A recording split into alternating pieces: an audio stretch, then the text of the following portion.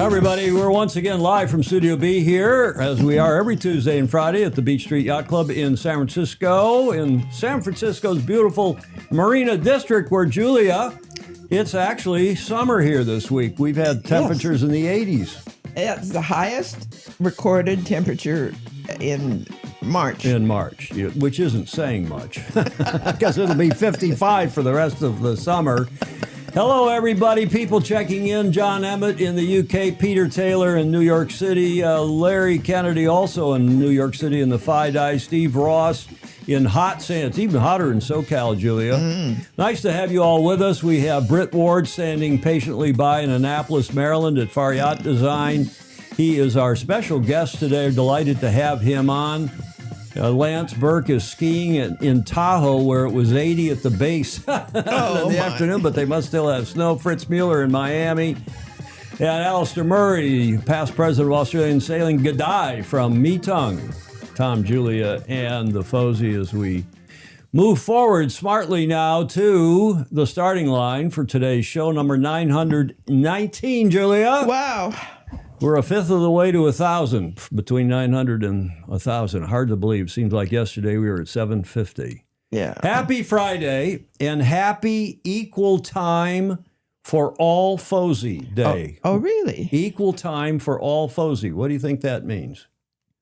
Well, think about it while we go through the rest of these slides at the starting line. What else are we celebrating today? The day after St. Joseph's Day, where?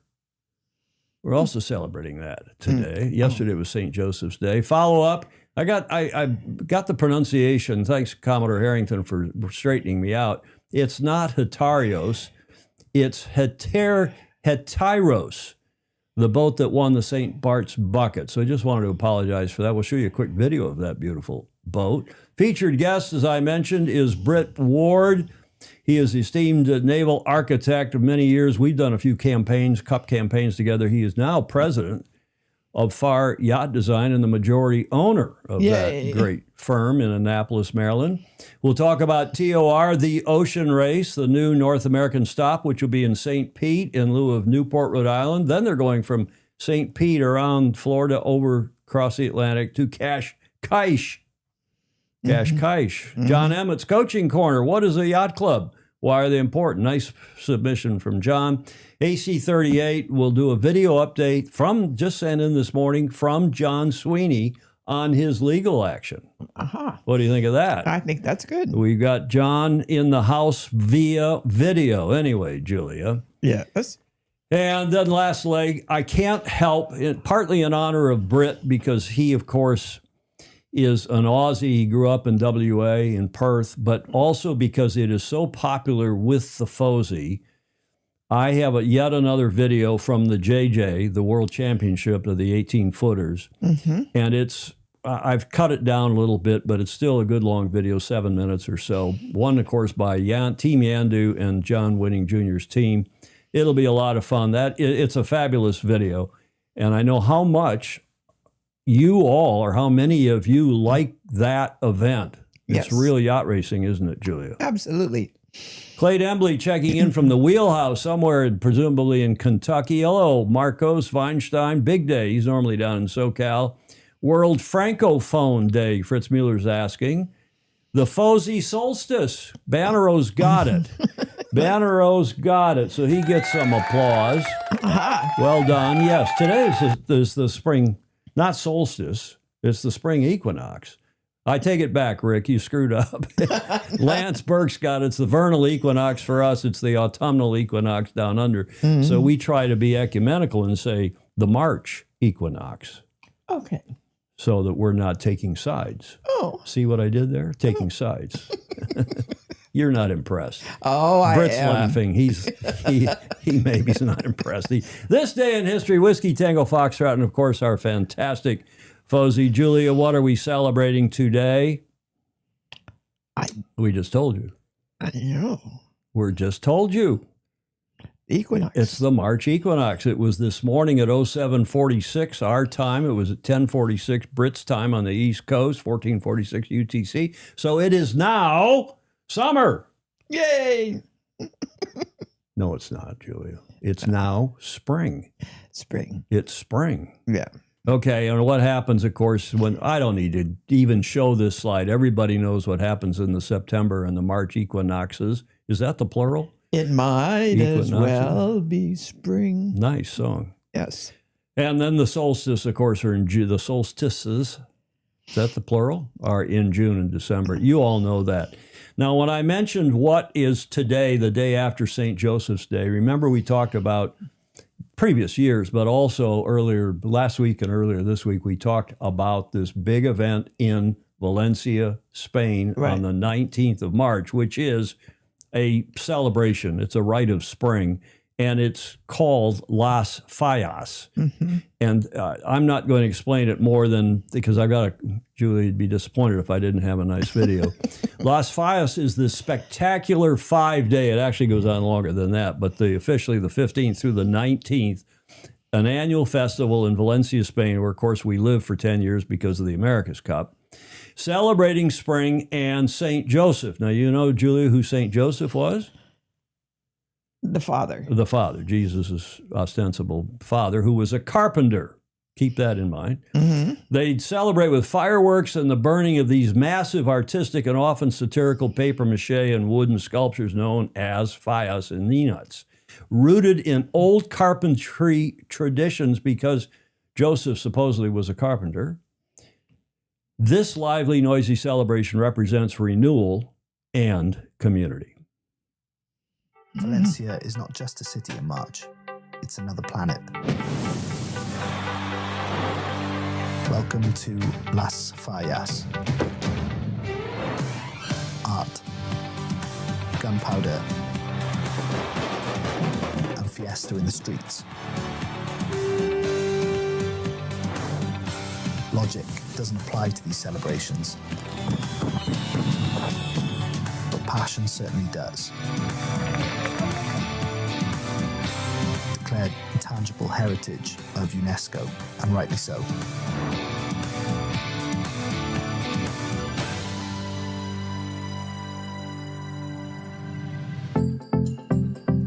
These festivities are steeped in history and trace their humble origins to an ancient custom practiced by carpenters who burned wood scraps to welcome spring on the night of their patron saint, Saint Joseph.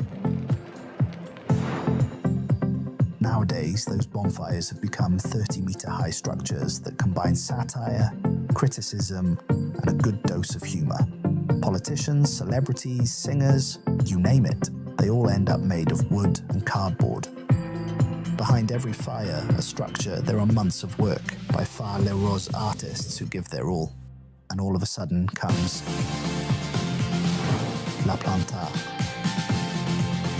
Valencia wakes up one morning to find hundreds of giant sculptures on every street corner. The city is literally taken over by art. You might think this is just about looking at sculptures, but don't be fooled.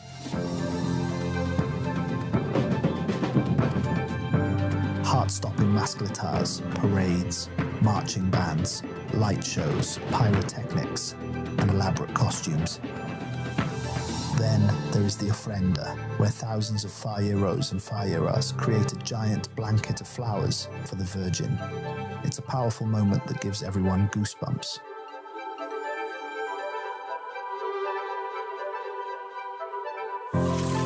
Like all good things, it must come to an end, and Valencia does so with a bang.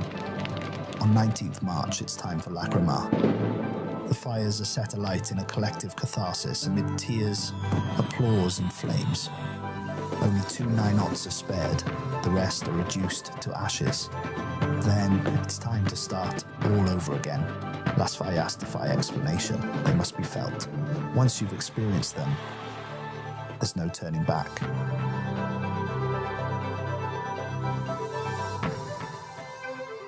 Valencia, life done better. Life done better. Groover's got it right in the comments. He said Las Fallas is really cool, except for not sleeping for 2 weeks, which is true. Even out in our pueblo, out in the suburb, the urban of Athillon, they have a similar thing going on. But in every major street corner in town, they have this these massive, well, they call them Fias or Ninos in the Right. in the local language.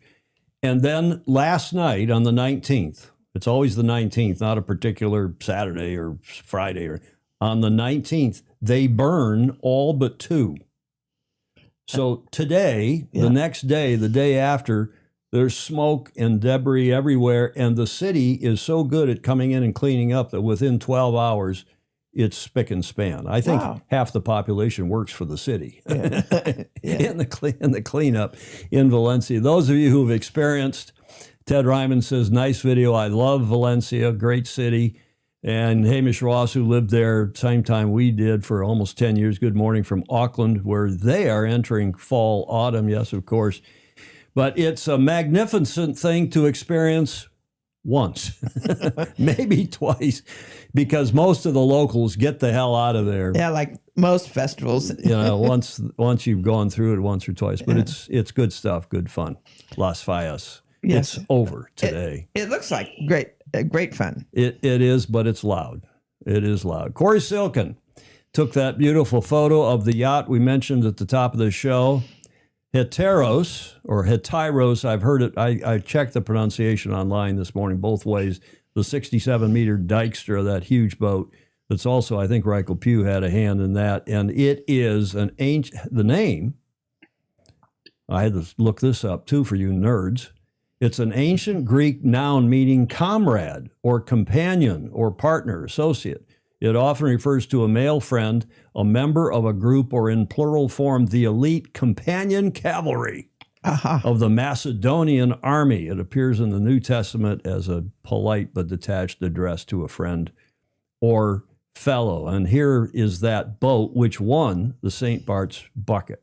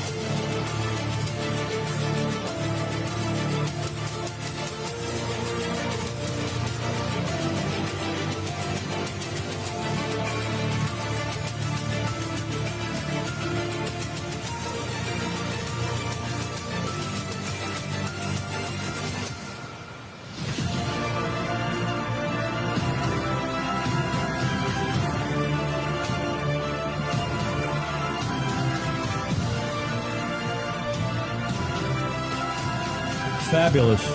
Yes, Amazing. fabulous.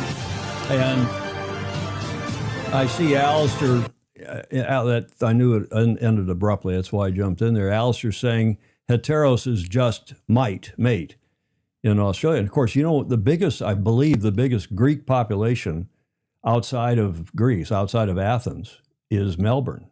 Oh, And for a Formula One one time, I took His Majesty King Constantine as a guest of ours, and we had to interview drivers for him.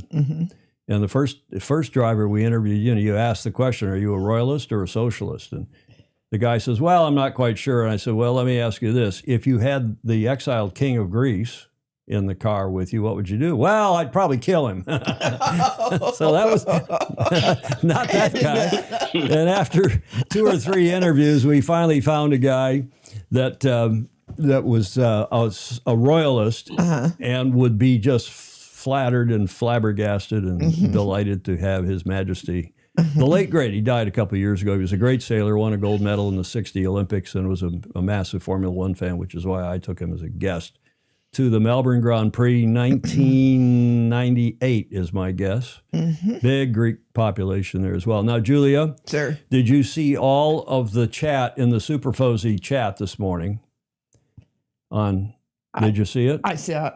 Because there's John Emmett and not Dolly, Pedro Foiling Sailor, Yeah. Peter Stevenson, Yeah.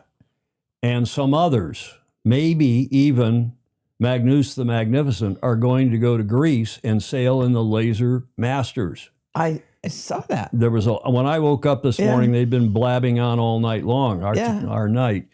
Then it was suggested that maybe we should get Jody Shields to go to the Laser Masters in Greece and see if his crack, pardon the expression, is as we saw it in that Hobie video. Yeah. And there was unanimity, and Jody signed on just earlier here in the chat saying, yeah, he woke up to that too and thinks maybe he's got to go. But Julia, here's the caveat. Yes. You've got a charter, since you're rich, you got a charter. The plane. Heteros. No, forget about the plane. Oh, Heteros. We'll get Claire to do that. You got to charter the bloody plane and fly us. Claire can do that. You got to charter the boat so we have a proper yacht to watch the racing. That'd be a great idea. Okay. Blake Middleton says it's even my favorite color, British racing green. What a yacht. Oh, yes. Fabulous. It is yacht. fabulous. Okay. Well, enough for the preliminaries, except to say thank you very much to our super fozy, Clark Chapin, who, when he saw me hold up the rule book the other day, he saw that not only was it out of date, but it was out of date by one full cycle.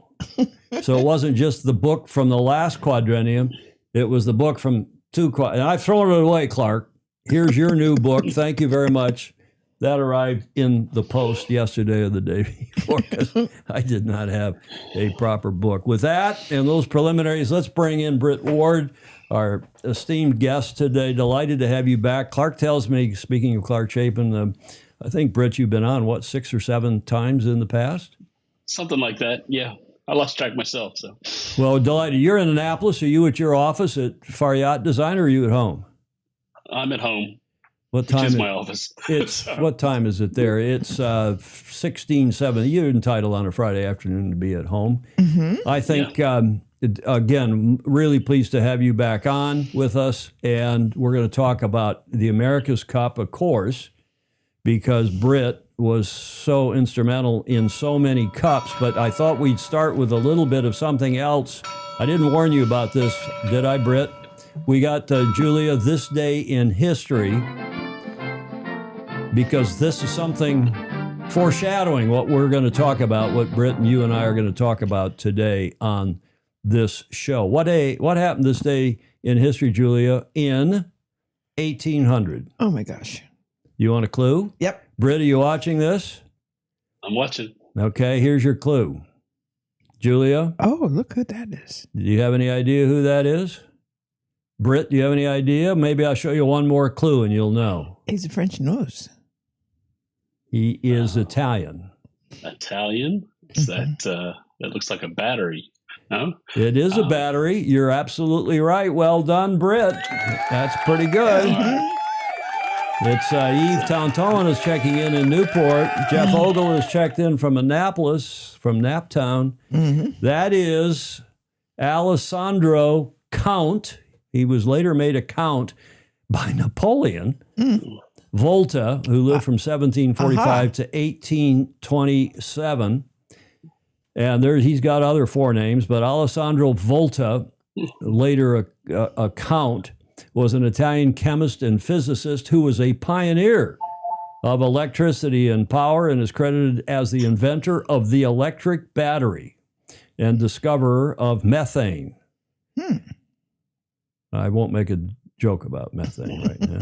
He invented the voltaic pile, speaking of piles and methane, in 1799 and reported the results of his experiments in a 2-part letter to the president of the Royal Society, which was published on this date in 1800. With this invention, Volta proved that electricity could be generated chemically and debunked the prevalent theory that electricity was generated solely by living things. You two will remember that they knew about electricity because they could do frogs. This is after Benjamin Franklin did his thing, and he knew that they could get a lightning jolt. Right.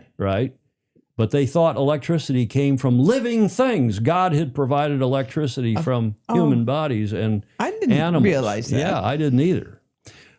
Here's some more about Count Volta. What if you could bottle lightning?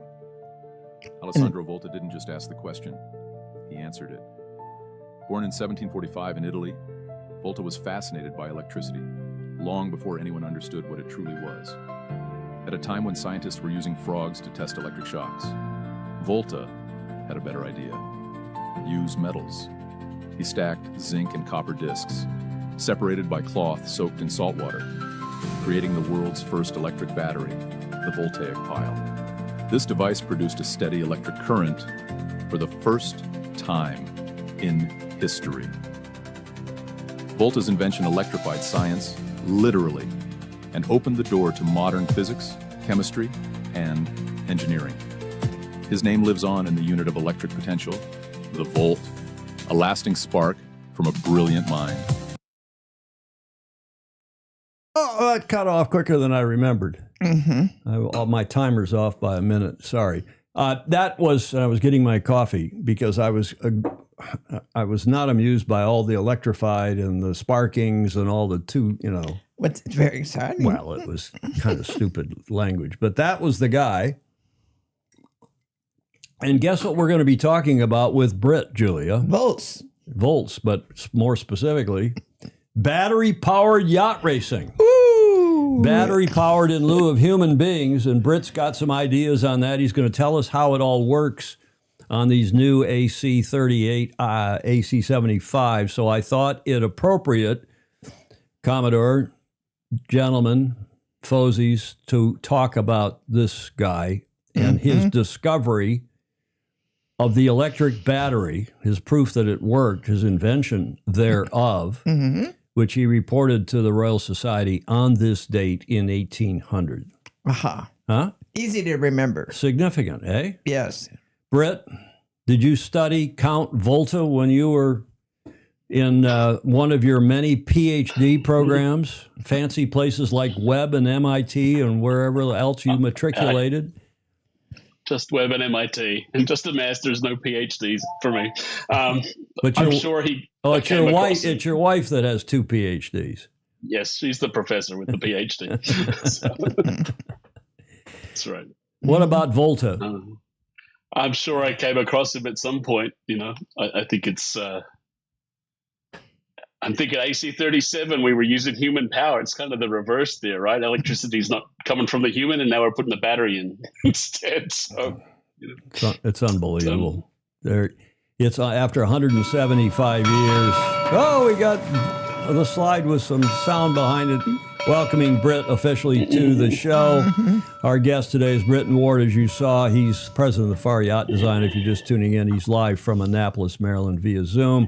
I first met Britt during the 2000, leading up to, it was about 2000, leading up to the 03 campaign. And I had been with Kayard's team in 2000. And then Larry Ellison decided to challenge for the cup, as you will remember, Britt. And Larry had already, as his designer of Sayonara, the Maxi, Farr Yacht Design. So he had Bruce Farr and yourself and the rest of the gang there. And he started hiring other people. And one of the very first people they hired was me for that campaign as their rules advisor. We had a quick meeting and I flew over from Europe, meeting Julia in Newport, Rhode Island, around a card table. And Bill, have I ever told you this, Britt? In Bill and Melinda's little cottage on Lower Thames Street. And Chris Dixon now is running the syndicate. And you're going to have a design meeting in Annapolis. And I said, no, I got to go back to Europe. I've got to go wherever I had to go. So you had that famous design meeting, right? Yep. At which my name came up. Do you want to tell the story or shall I? I've heard about it third hand. You should tell it. Come on. So I had done battle with Farr Yacht Design in at least one other America's Cup, and notably the red, they called that the Little Red Pointer, the 92, very light little IACC boat that Bruce designed. It was very quick in certain conditions. It also had a canard, right? It had a bow and a stern rudder. Yeah, it had, they were both on the bulb, so. Oh, they were. Yeah, not fore and aft. They were located centrally. NZL 20. NZL, and that was so it was really a U-shaped underbody structure. Yeah. And in any event, they had that boat, and in certain conditions, it was really fast, and the defenders were afraid of it. Good. So I did battle with Caird, who was one of the challengers. He was steering for Il Moro. And long story short, we managed to protest and get them to have to change the use of their spinnaker pole and bowsprit, which was being used, Britt, not your fault, illegally. And once they had to change their modus operandi up on the bow, they got all screwed up and ended up not going forward. Il Moro did. Fast forward to this design meeting in Annapolis when Bruce Farr and co found out that I had been hired already as the rules advisor. And I'm told, Britt, and I know who it came from. I won't name the person who uttered the famous sentence. You hired Eamon, that asshole? And the response from Dixon? I've heard this so many times. The response from Dixon, do you want to say it or shall I? You should say it, Tom. Well, wouldn't you rather have that asshole inside our tent pissing out than on some other team?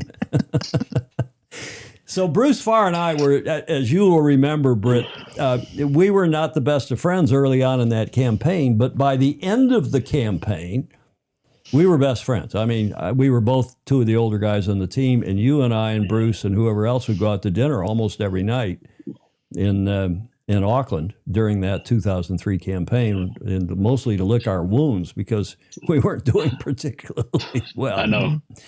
But and we continued it all the way through Valencia too. So that's right. And then we did another campaign, and that's why I wore this sweatshirt in your honor. US.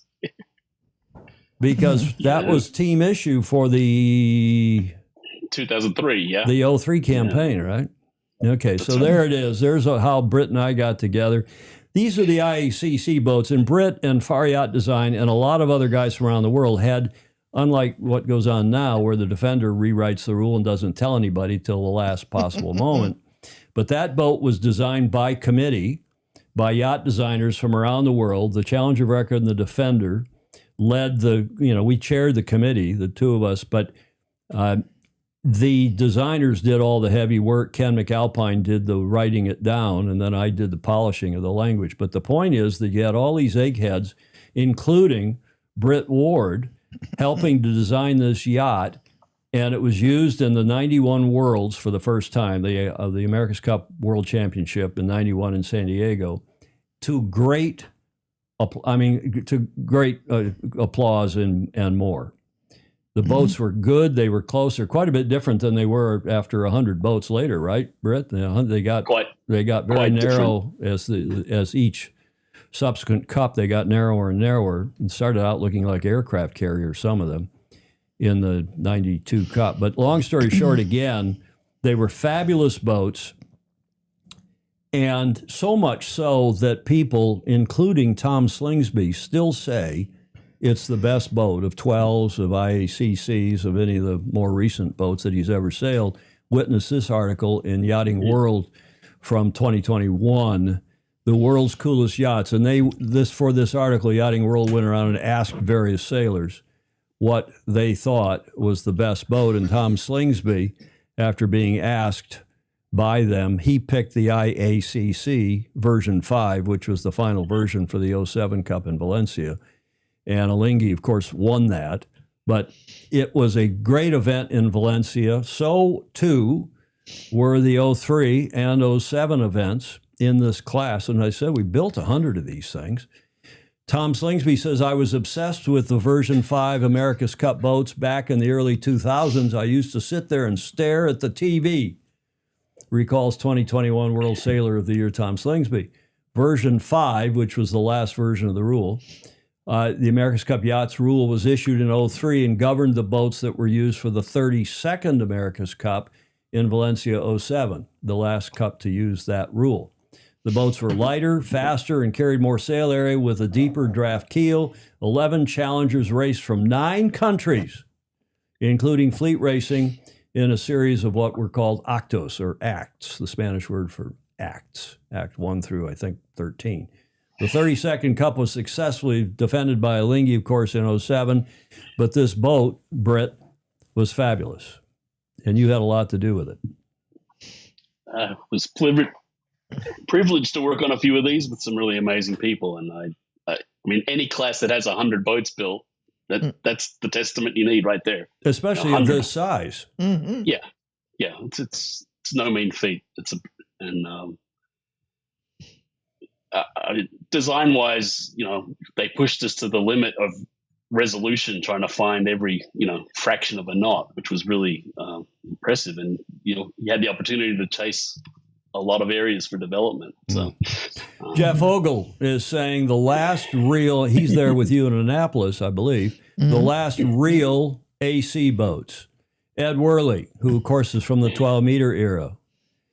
The IACC yachts rocked, fantastic racing.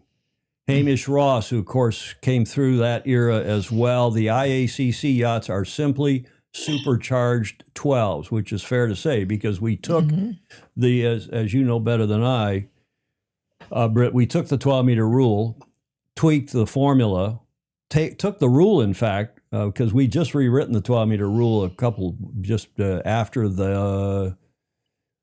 after the 87 Cup. We had massaged all the language and really cleaned the language up, a couple of us, and it was really ready to go. And then the eggheads, Brit included, changed the formula and the formulations and some of the rules. We got rid of Lloyd's of London, the Scantling rules. Remember that?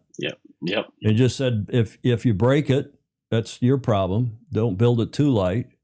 We had some minima, some stuff to keep the boat from being too fragile. But they were great boats, eh? Absolutely. Oh, and the reason the 12-meter rules work for so long, right, is because it's trying to put a weight on all the performance driving factors, length and beam and waterline length and sail area and draft, and you're sort of free to explore that area as long as you meet that number, which was 24 meters for the ICC, I think, if I remember. But, it was originally, but then we changed the formula. Yeah. You remember what we changed it to? Not off the top of my head. We changed it maybe for the version 2. I can't remember, but at some point, Ken McAlpine or somebody came up with the idea. What's the famous book?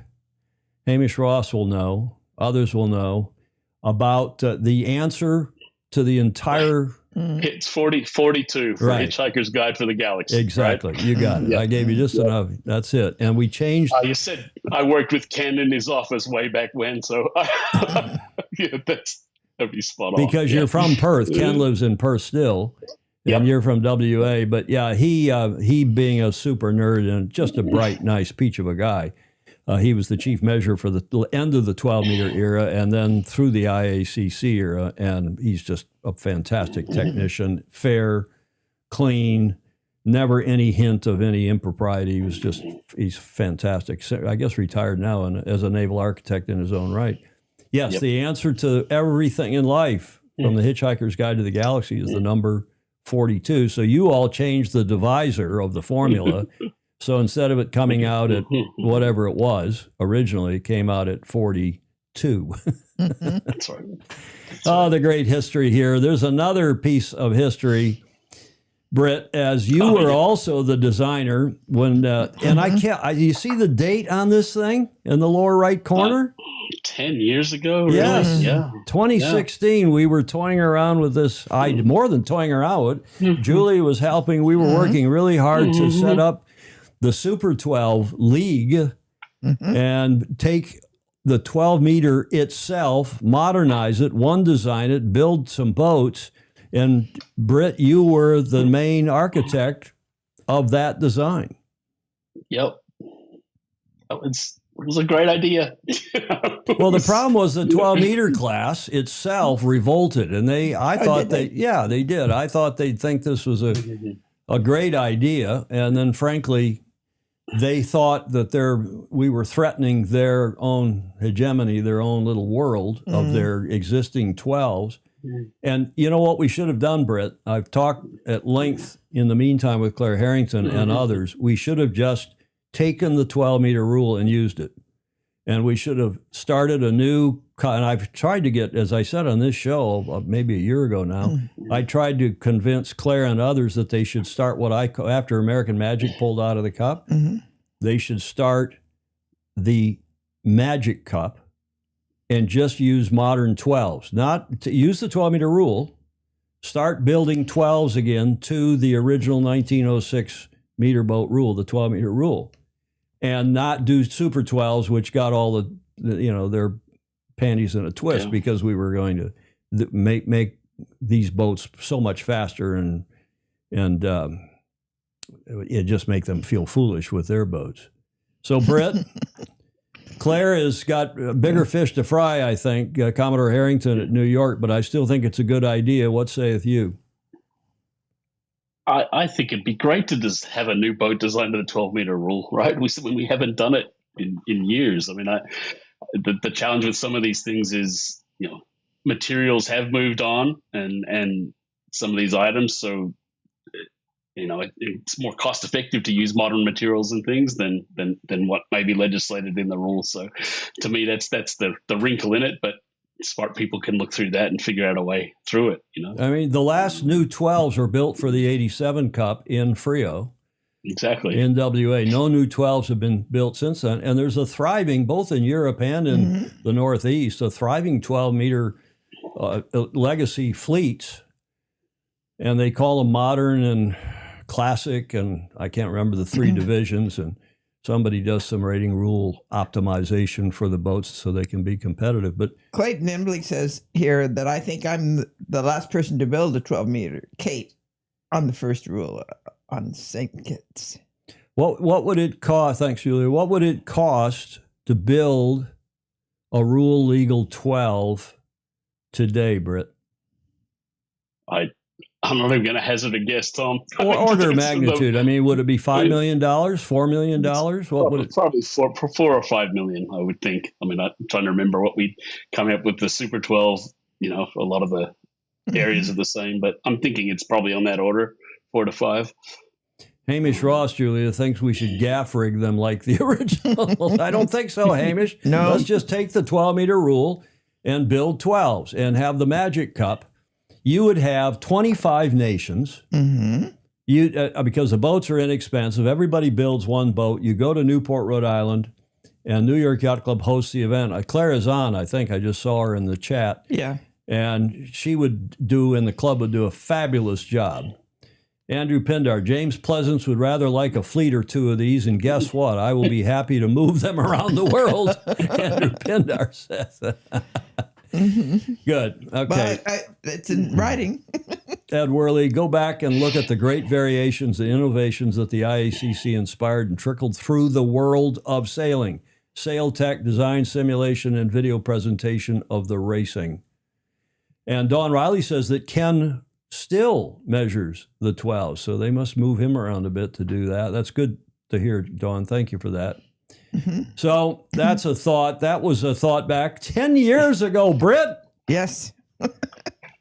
Hard to believe. Now, you got something more modern that you've just designed that's coming out. Tell us about this boat. I'll play the video. I've sort of been a bit harking back to what's a real cruiser racer, boat that can do everything. And so this is a new design we're working on. It's 10 and a half, 11 meters.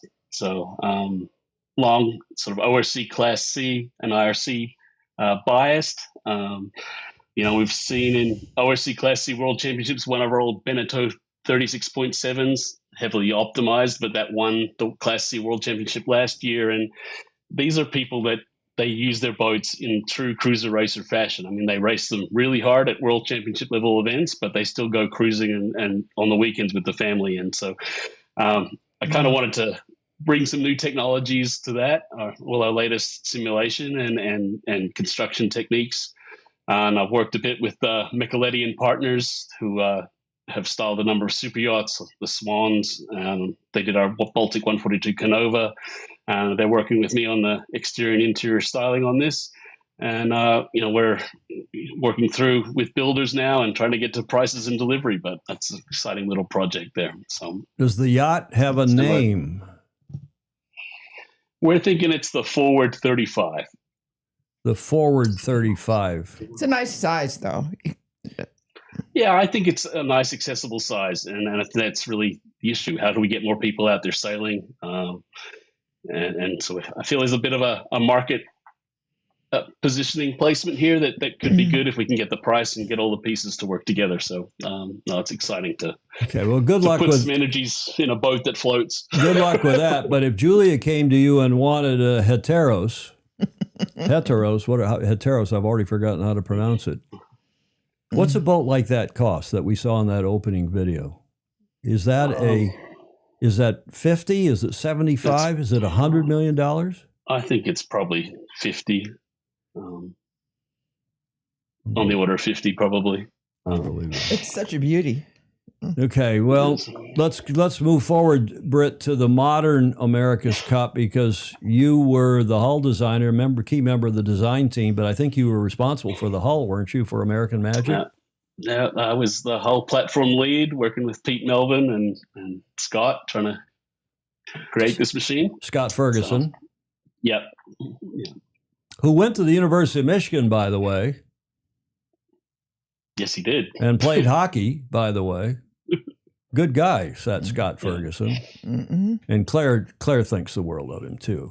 I put that in there for Claire because she was so fond of Scott. Not as fond of Scott as she was of Tom Slingsby. She has a warm spot in her heart. Tell us about this boat, Britt, if you would, please. Patriot 3, American Magic from AC-37. The only boat with recumbent cyclers, and quite a different concept aerodynamically than I think everyone else out there. A lot of focus on being able to take off in waves and light air. I think a little more than all their competitors in that way. And just a huge focus on aerodynamics and making it really slippery to take off, and especially in the chop in Barcelona. Were the recumbent cyclers correct or a mistake? I don't believe we suffered any power deficit, no matter what people say. We never saw any issues with that power loss. I think I said I don't think you have a chance to win the cup if you copy what the guy did last time. And so we looked at it hard. Getting the guys down allowed us to reduce the height of the boat by about a good almost half a meter. Half a meter. It was significant. I mean, if you put our boat next to INEOS, which was at the other end of the equation, they were in a different class, Mm. But when you're in the air density is 1,000 times less than the water. So we chased that because we could, and that was an area we could find a gain, and it's a sum of very small gains everywhere. But I think, and we realized this from the beginning last time, the boats are going to be very, very fast. They're very, very similar in speed in straight lines. So where do you make a big jump on the course? And maneuvers. So how much distance you lose in a maneuver and how quickly you accelerate out of that maneuver is where you find boat lengths on the course. And I think that proved out over the course of the match last time. It was a beautiful boat aerodynamically, which of course was your part of the team or major part of the team. And the recumbent cyclors, you say you don't think that was a problem. You think you had enough power through the tacks and jibes. Yeah, I don't think we ever suffered from a power loss. And I think there's before we started it, there'd been a lot written about how a recumbent cyclist has some power loss. And, we decided we'd do our own homework. And if your guys train on recumbent cyclists for a year, they seem to be able to match anything we threw at them, So, those guys were incredible athletes, every last one of them, and it was a sight to behold. But no, I don't think we had any power deficit. But a lot of people try to pin it on that, but I don't think so. Commodore Harrington asks, I guess this is a question. I was told that Patriot's entire hull would fit inside the INEOS hull. Is that close? That's probably pretty close. I don't know the exact dimensions lengthwise. The length limit's pretty tight between them, but yes, we were a totally different area of the rule than they went. So, Dogzilla Monster, aka Stingray, will AI automation of the linked and powered systems be a big AC-75 focus this time? Well, I think the linked power management's still going to be a problem. It's just electrical power now instead of human power, at least for the sail side. The hydro controls were always battery powered. So yeah, that. How do you optimize those systems? Do the guys know how much power loss they have in a maneuver? Can you push someone to a limit? Do they have sailing procedures that use less power, even if they're not as efficient? There's a whole world of work there that's just not very public, and I don't know how you tell that story. You know, and that's part of it, right? Is there's a lot going on, and we felt this last time. And I think as the match went on, you started to get more info on the heart rate of the cyclers and the power output, but that sort of trickled in by the end. And there's some really fascinating pieces to do with how that power management is. But when the boats are sailing at 40 knots, it becomes pretty distracting. You know, it's not. Ed Worley says. He asserts the AC-75s are amazing technology, but should not be in the cup. And I'd tie that in with a question that Jody Shields asked a few minutes ago in the chat. If you had a clean sheet of paper, Britt, and could design a boat or specify, not even necessarily design it, but specify a yacht, your ideal yacht, for the America's Cup as whatever your vision for the America's Cup is. I believe something along I think the term was AC 85, AC 90. So a light displacement monohull displacement boat is where requires an awful lot of crew choreography and manual power and these things. I'm not sure. I mean, I'm fascinated by the foiling and I really enjoyed the technical challenge of it, but in a sense, it's almost become its own sport in its own right. I'm not sure you can ever put the genie back in the bottle. I think this is what they're wrestling with. How do you put it back and just stop it cold and go backwards? Having watched AC-37 from home, the TV doesn't really do it justice to what you see when you see it with your own eyes and feel one of these boats lift out of the water. So they are impressive. I'm not sure the full gravity of them gets across on TV, but no, I think. And part of that is because you don't see the bodies, you don't see sails going up and down. You see more. You see no action in the boat. You see exactly. You see the heads going up and down in the foxholes. It looks like whack-a-mole.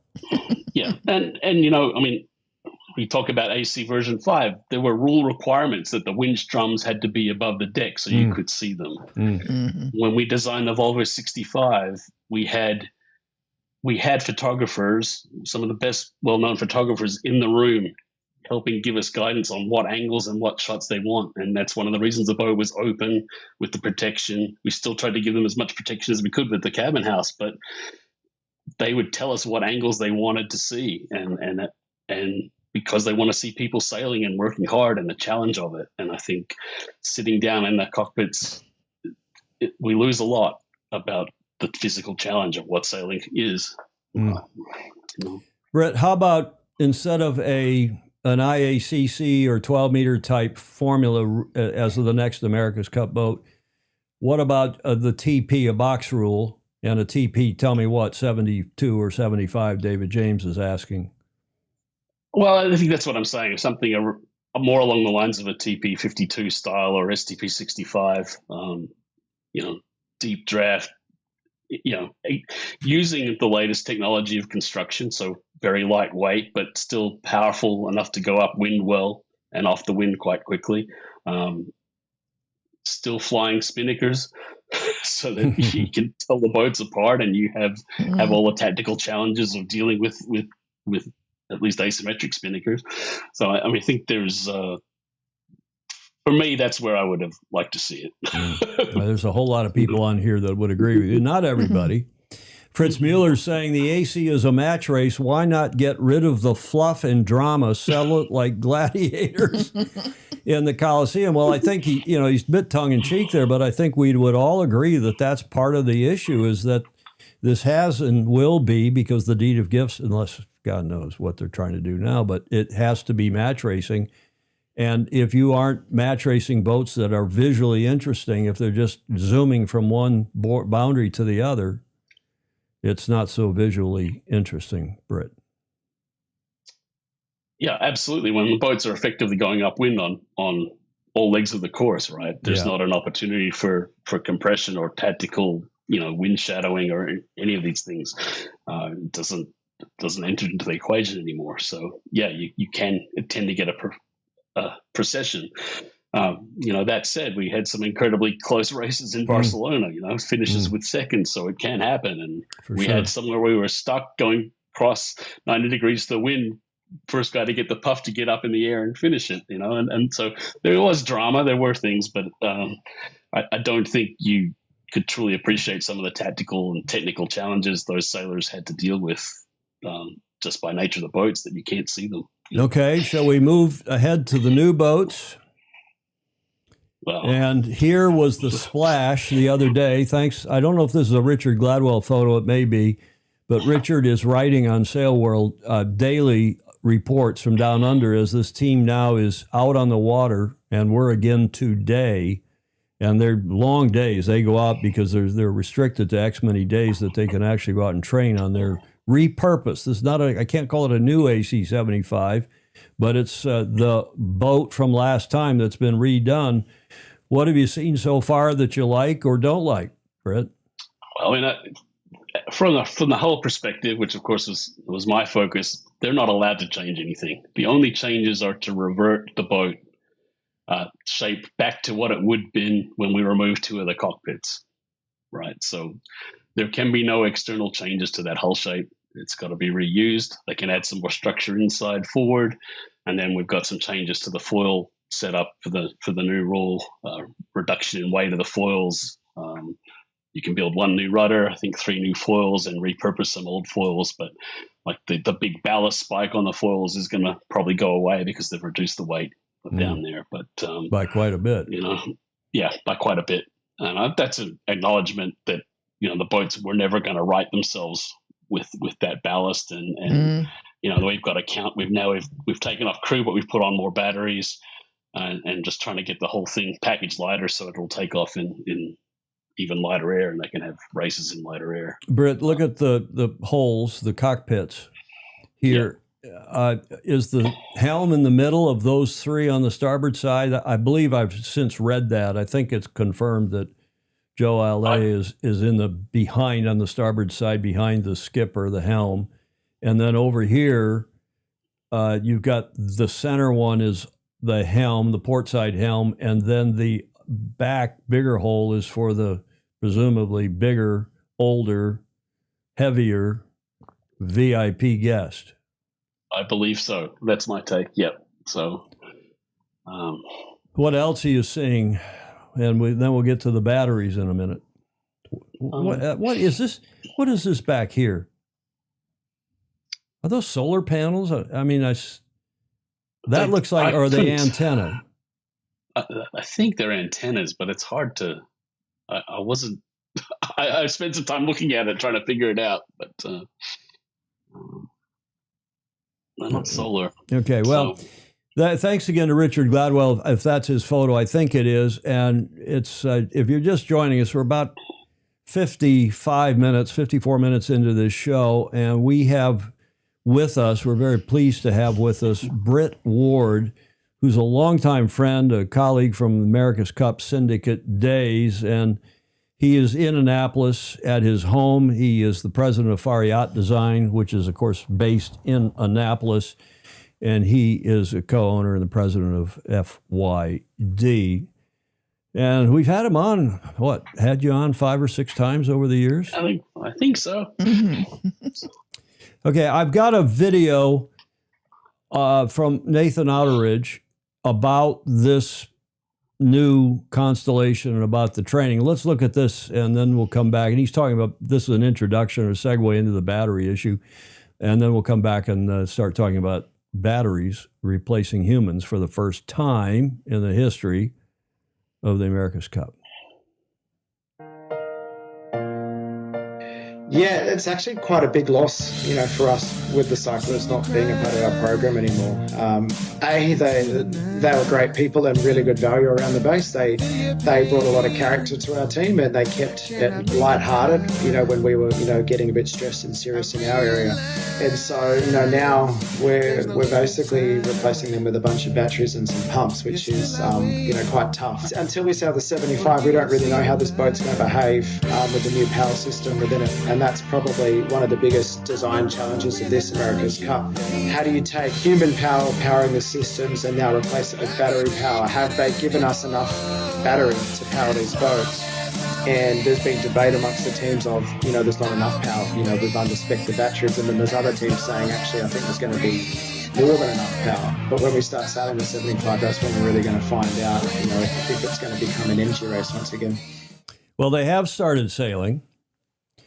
And what do you think of putting batteries, big battery packs on in place of grinders and or cyclors and of, human power for trimming sails? I don't like it.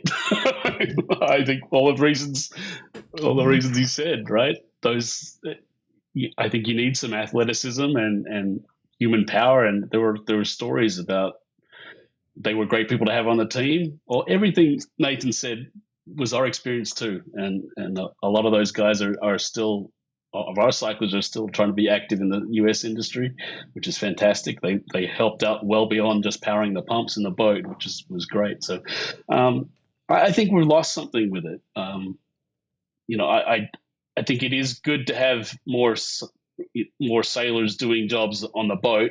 When we just had 4 of them in there before, the sharing of all the roles, I think it makes it more of a team effort if you have more people trying to contribute to making the boat sail fast. But I think we lose something with it. Clark Chapin says, "Don't sugarcoat it for us, Britt. tell us what you really think." No, I think you're being fair and honest. That's good. And Alistair Murray agrees, sailing is a sport. It must include human effort.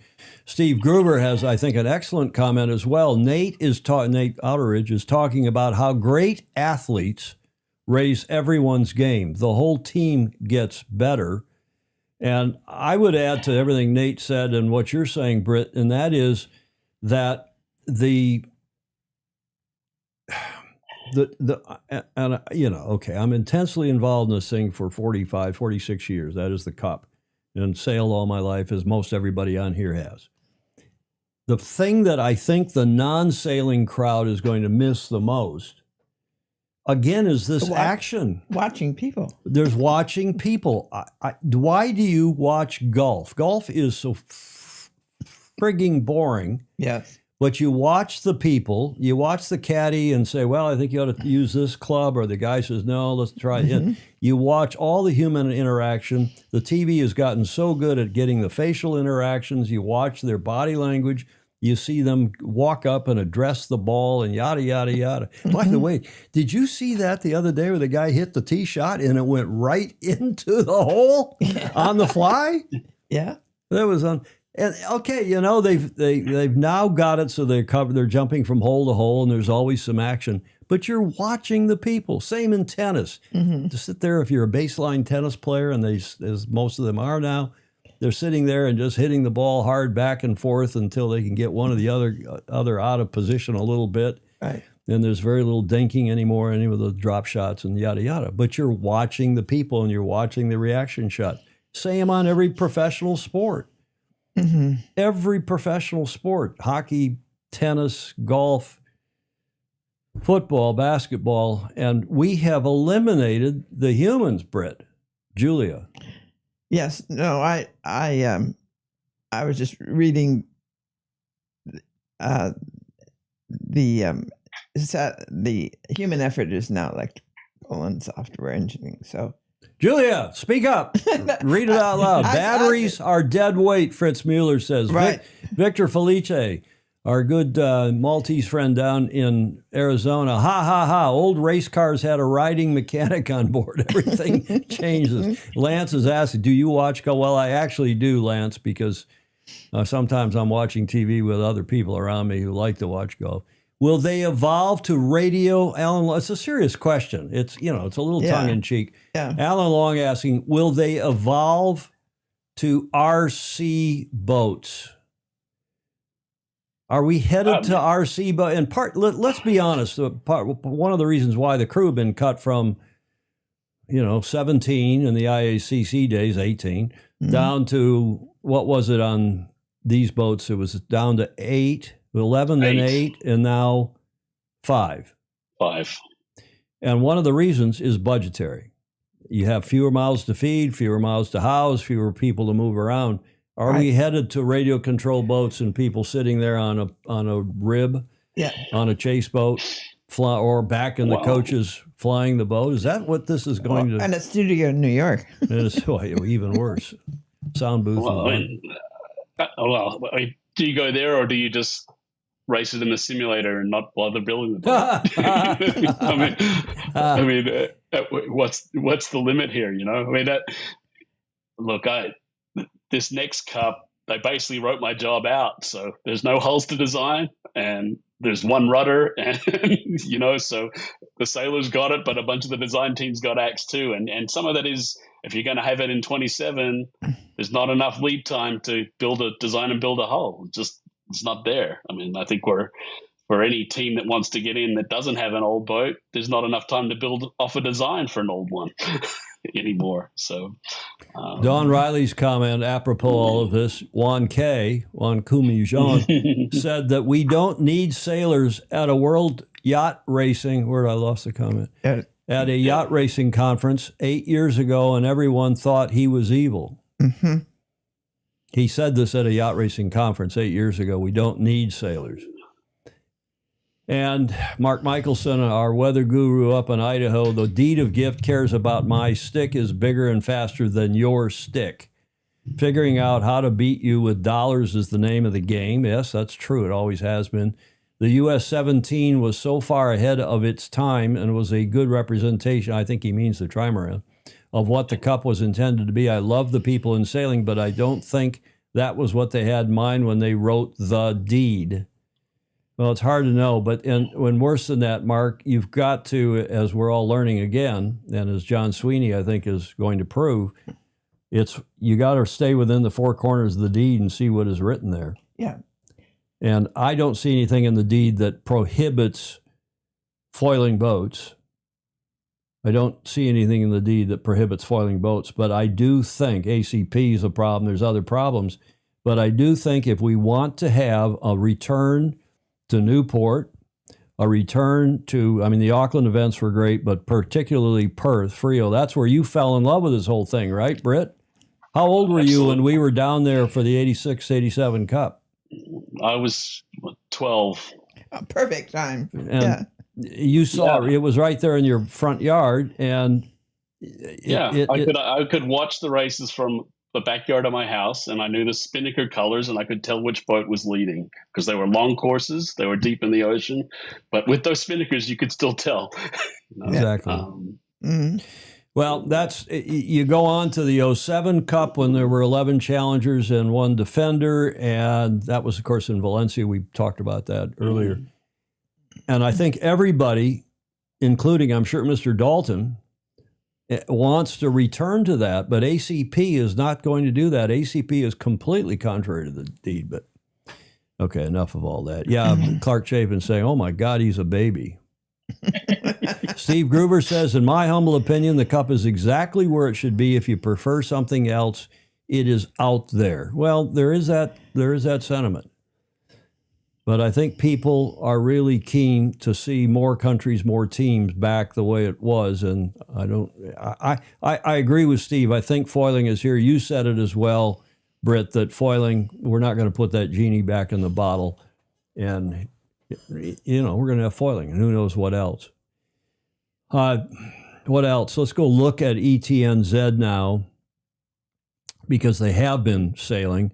Today, the 20th, I think it was today, It's now Saturday down there, but I believe they sailed today on Friday. The Kiwis chased the breeze, and France has had their first sail. That you can see how relatively light it was for the Kiwis sailing today, Friday. But then here's a picture, and Gordon Smith and others have asked about what you think of the AC-40s, because the other teams have only sailed AC-40s.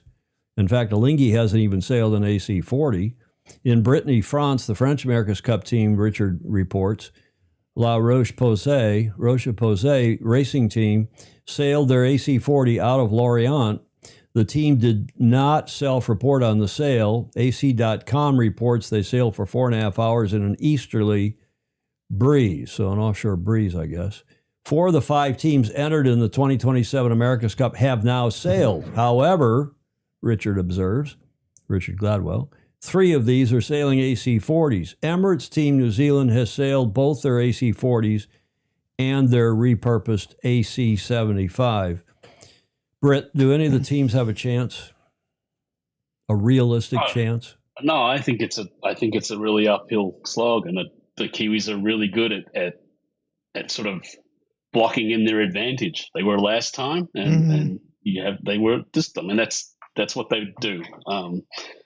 They were a leap ahead in their control systems and a lot of their mechanisms.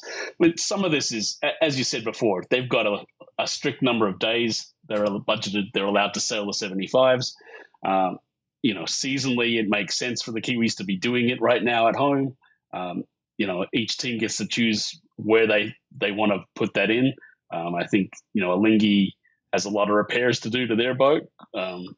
Had a lot of damage at the end of the last one, so it could just take them longer to get there. But, I expect as the Northern Hemisphere summer gets on, teams are choosing how much time they get out there and when they'll get the most bang for the buck. But every day they're out there in the big boats will be a long day because, like you said, they're counting the days against their total tally. So exactly, Julia.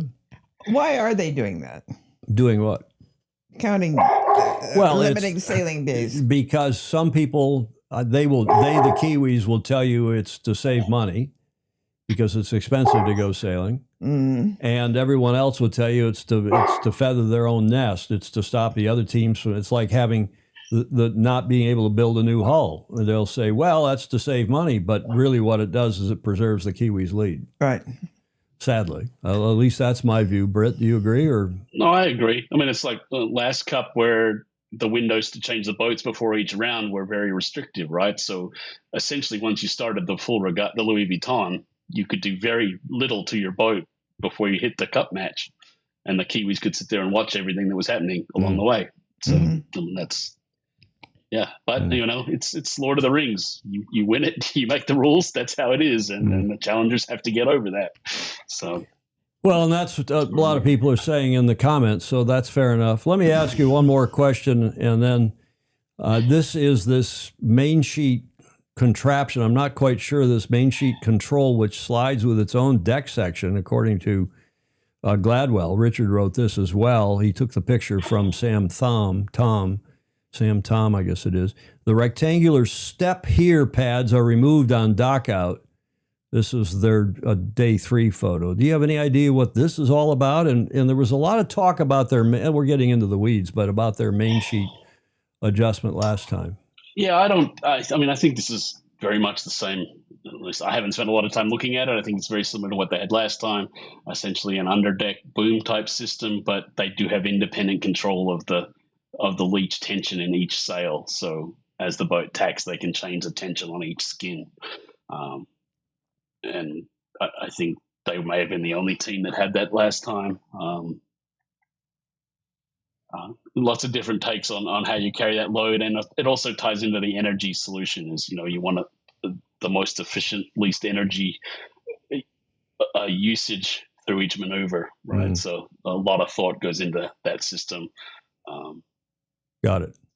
But Alex Hayworth is on. Alex says the double main sheet adjustment on individual hydraulics have been totally fared in for better aero. Again, we're getting into the weeds here, but let's move off of technical stuff now and get on to more political stuff. Here is the ostensible new American challenger, KK, Karl Komaric, who is Czech, living in Verbier in Switzerland. And I can give you a little bit of an update on that. You probably know some things. Let's compare notes, Britt, but he's a Czech businessman worth upwards to 10 bill as of March 2024, according to, I think, Forbes magazine. He is one of the wealthiest Czech citizens and the founder of the investment company KKCG. And we've been reporting this. We broke this news on this show. That and 385 doesn't get you a Starbucks, but we do try to be ahead of the curve here on some of this stuff. That's V, that's his 100-foot maxi, the Mills design, built in 2017. It's a Wally Cento. And your friend and mine is touted, and he's working hard as the ostensible CEO, Ken Reed. He's KK's captain and is now the syndicate CEO. And Britt, one hears that Tyson Lamond is involved as their COO. I'm, again, since our Tuesday show where I broke some of this news or discussed it, apparently they are hard at work trying to buy the American Magic assets. They're trying to set up a deal to train in Pensacola. They are negotiating with a yacht club. I still don't know for sure the yacht club, but I can tell you which yacht clubs it's not. It's not New York. It's not Sewanaka. It's not St. Pete. It's not Pensacola, which are clubs that, it's not Barrington Yacht Club, which is up there in Narragansett Bay where Kenny and Brad are from, Ken Reed, their home club. So do you have any more ideas about this challenge, about Ken and about what they're trying to do? I confess, I really have no idea. None. I'm getting my tips from you, Tom. Okay. Well, that's a bad thing. If you're getting your tips from Julia and me. No, we have pretty good sources, as you know, and from you and I going back doing cup campaigns together when my job, one of my jobs in the syndicate was tomorrow's news today, they used to say. Yes. Right, Brett? That's right. Tomorrow's news today. I'd come in and say, well, here's what I hear. One hears. So I hear the club, and not, as Stingray keeps reminding me, he says, because he's working on this too, but he's in the Sailing Anarchy forums, and he's very clever and very smart, but he is one of many, many sources that, some feed into me, some I have to go cajole. It really doesn't matter what the club is because the teams are going to run this, and the club may get run over, which is the scary thing for a club. They got to worry about that their club doesn't get wrecked by becoming the challenger for a billionaire syndicate. And that's why I think there's some hesitation on the parts of some people. And it's not Annapolis Yacht Club, is it, Britt? I don't think so. I don't either. No. Dogzilla Monster thinks it's Sewanaka. I can tell you it is not Sewanaka, Dogzilla Monster. I wouldn't stake my life on it, but I would.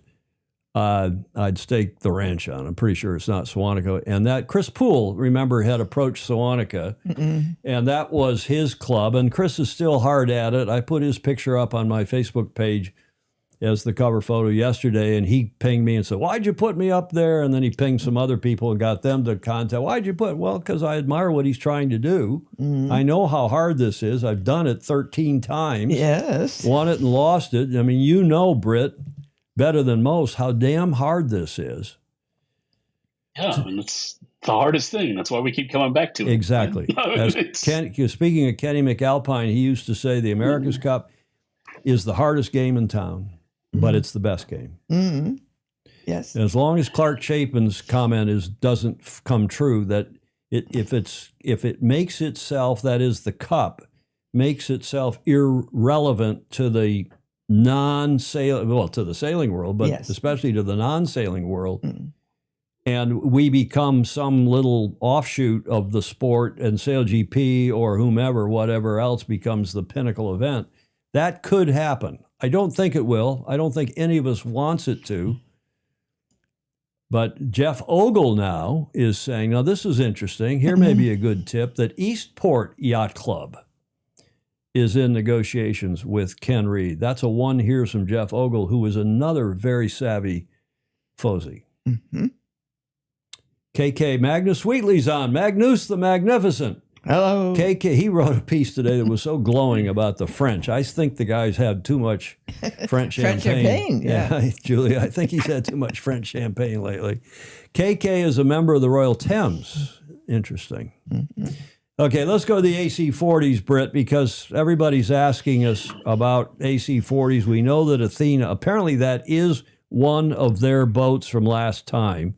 There's been some mystique about whether that's belongs to some other team other than what was Athena, was Ineos last time. And, of course, he's had the big falling out with Sir Jim Ratcliffe. And that is, they're doing some sailing. We showed you the capsize video and so on and so forth. But the Italians are also sailing. That is, Luna Rossa are sailing theirs. Nice day today in the water, really strong wind, really good pressure, really tight stars and nice. We got a lot more wind than we thought, on up to 20 knots at times, and a bit of bumps. So that was nice, racing the two boats against one another. It's a good fun day.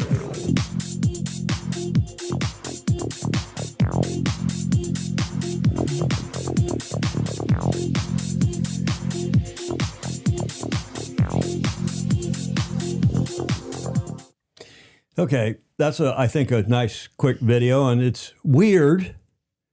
It's weird to see Pete Burling with the Italians. It was a little weird to see Jimmy Spithill with them for a while, but yeah, what do you think? Are they? Well, what I'm asking is, are they the only other team that have a chance, have a shot? I think they're going to give it a. I mean, they were really good last time. I don't think the result quite showed how tough they were, and they're basically going to be sailing in home waters. And Pete Burling brings a lot of experience, and if you can want to shortcut a gap, he's going to have some insights. So yeah, I think the Italians are forced to be reckoned with this time. Mm-hmm. Yeah, I hope so. Fritz Mueller down in Miami, he's asking who is styling Pete's hair these days.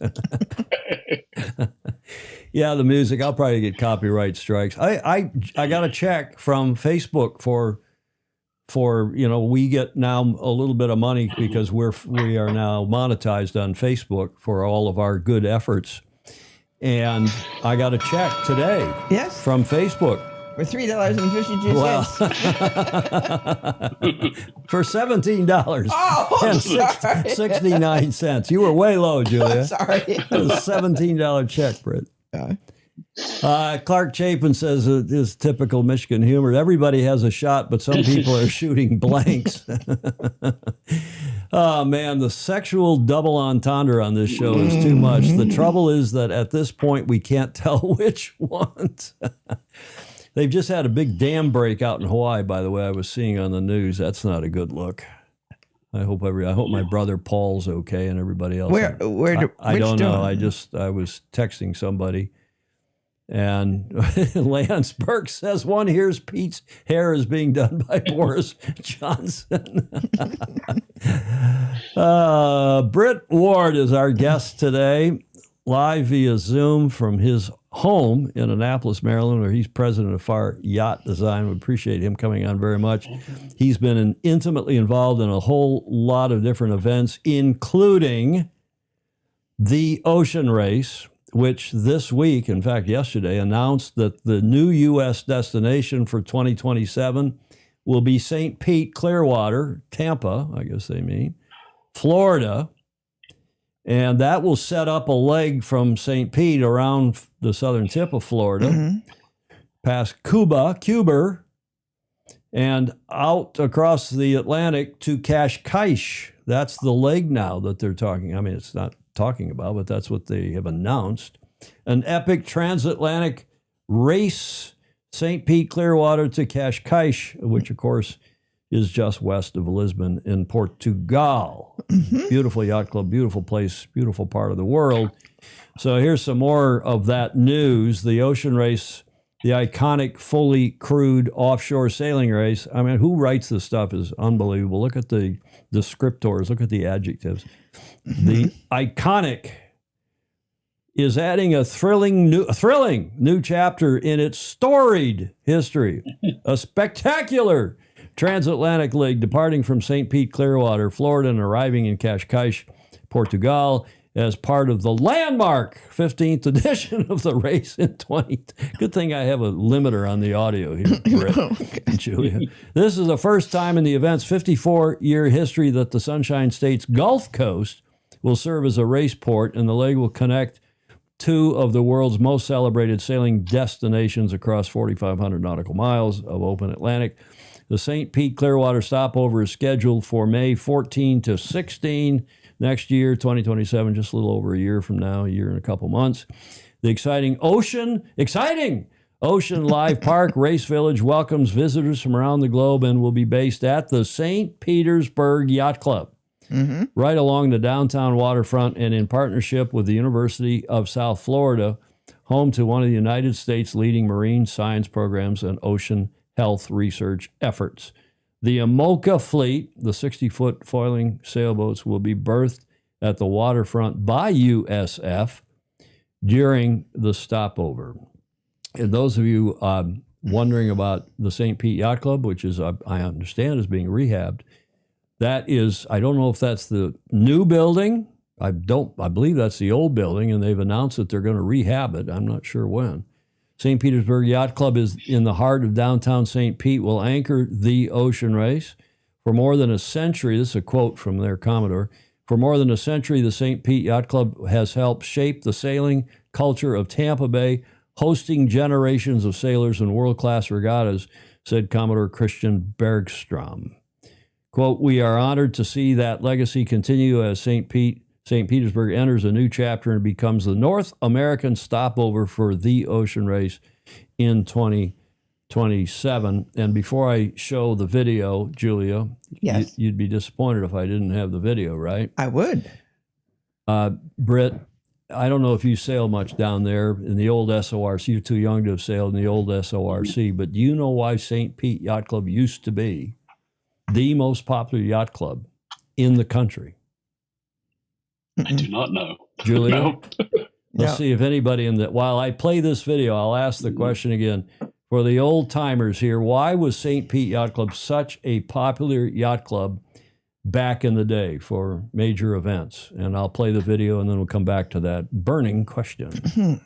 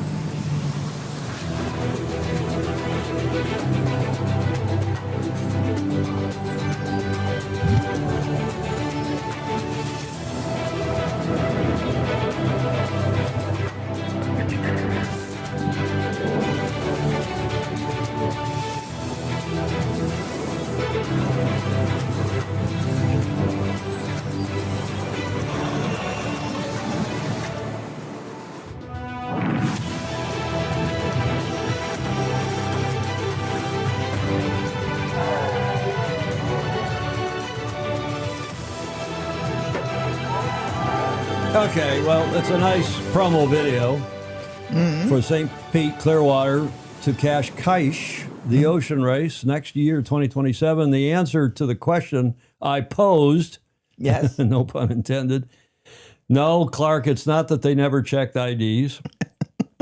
Yeah, as St. Pete hosted the start of the SORC, it used to be the St. Pete to down around to what, Miami, or was it Lauderdale? And Lance is close.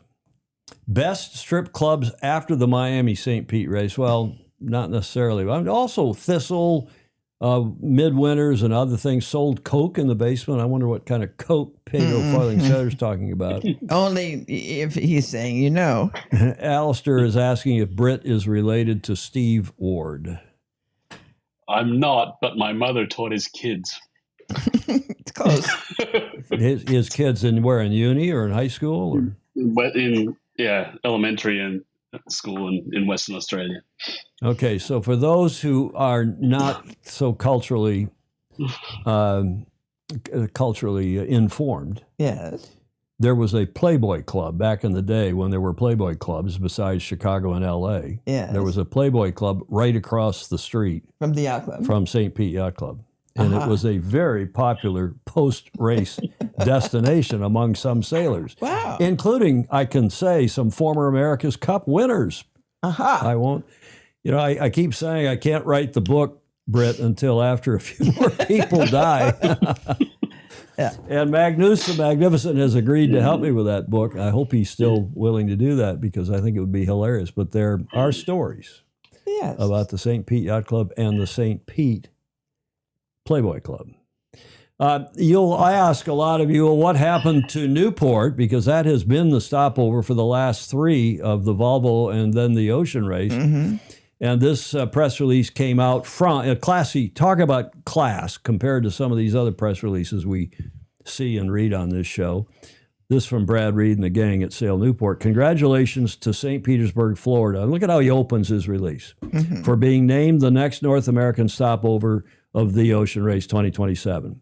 After successfully hosting 3 North American editions of the global race, Sail Newport, Rhode Island's public sailing center, he gets all of the key information in without any fireworks, along with city, state, and community stakeholders, renowned as advocates for the marine community, decided together in late 2024 not to pursue the 2027 event.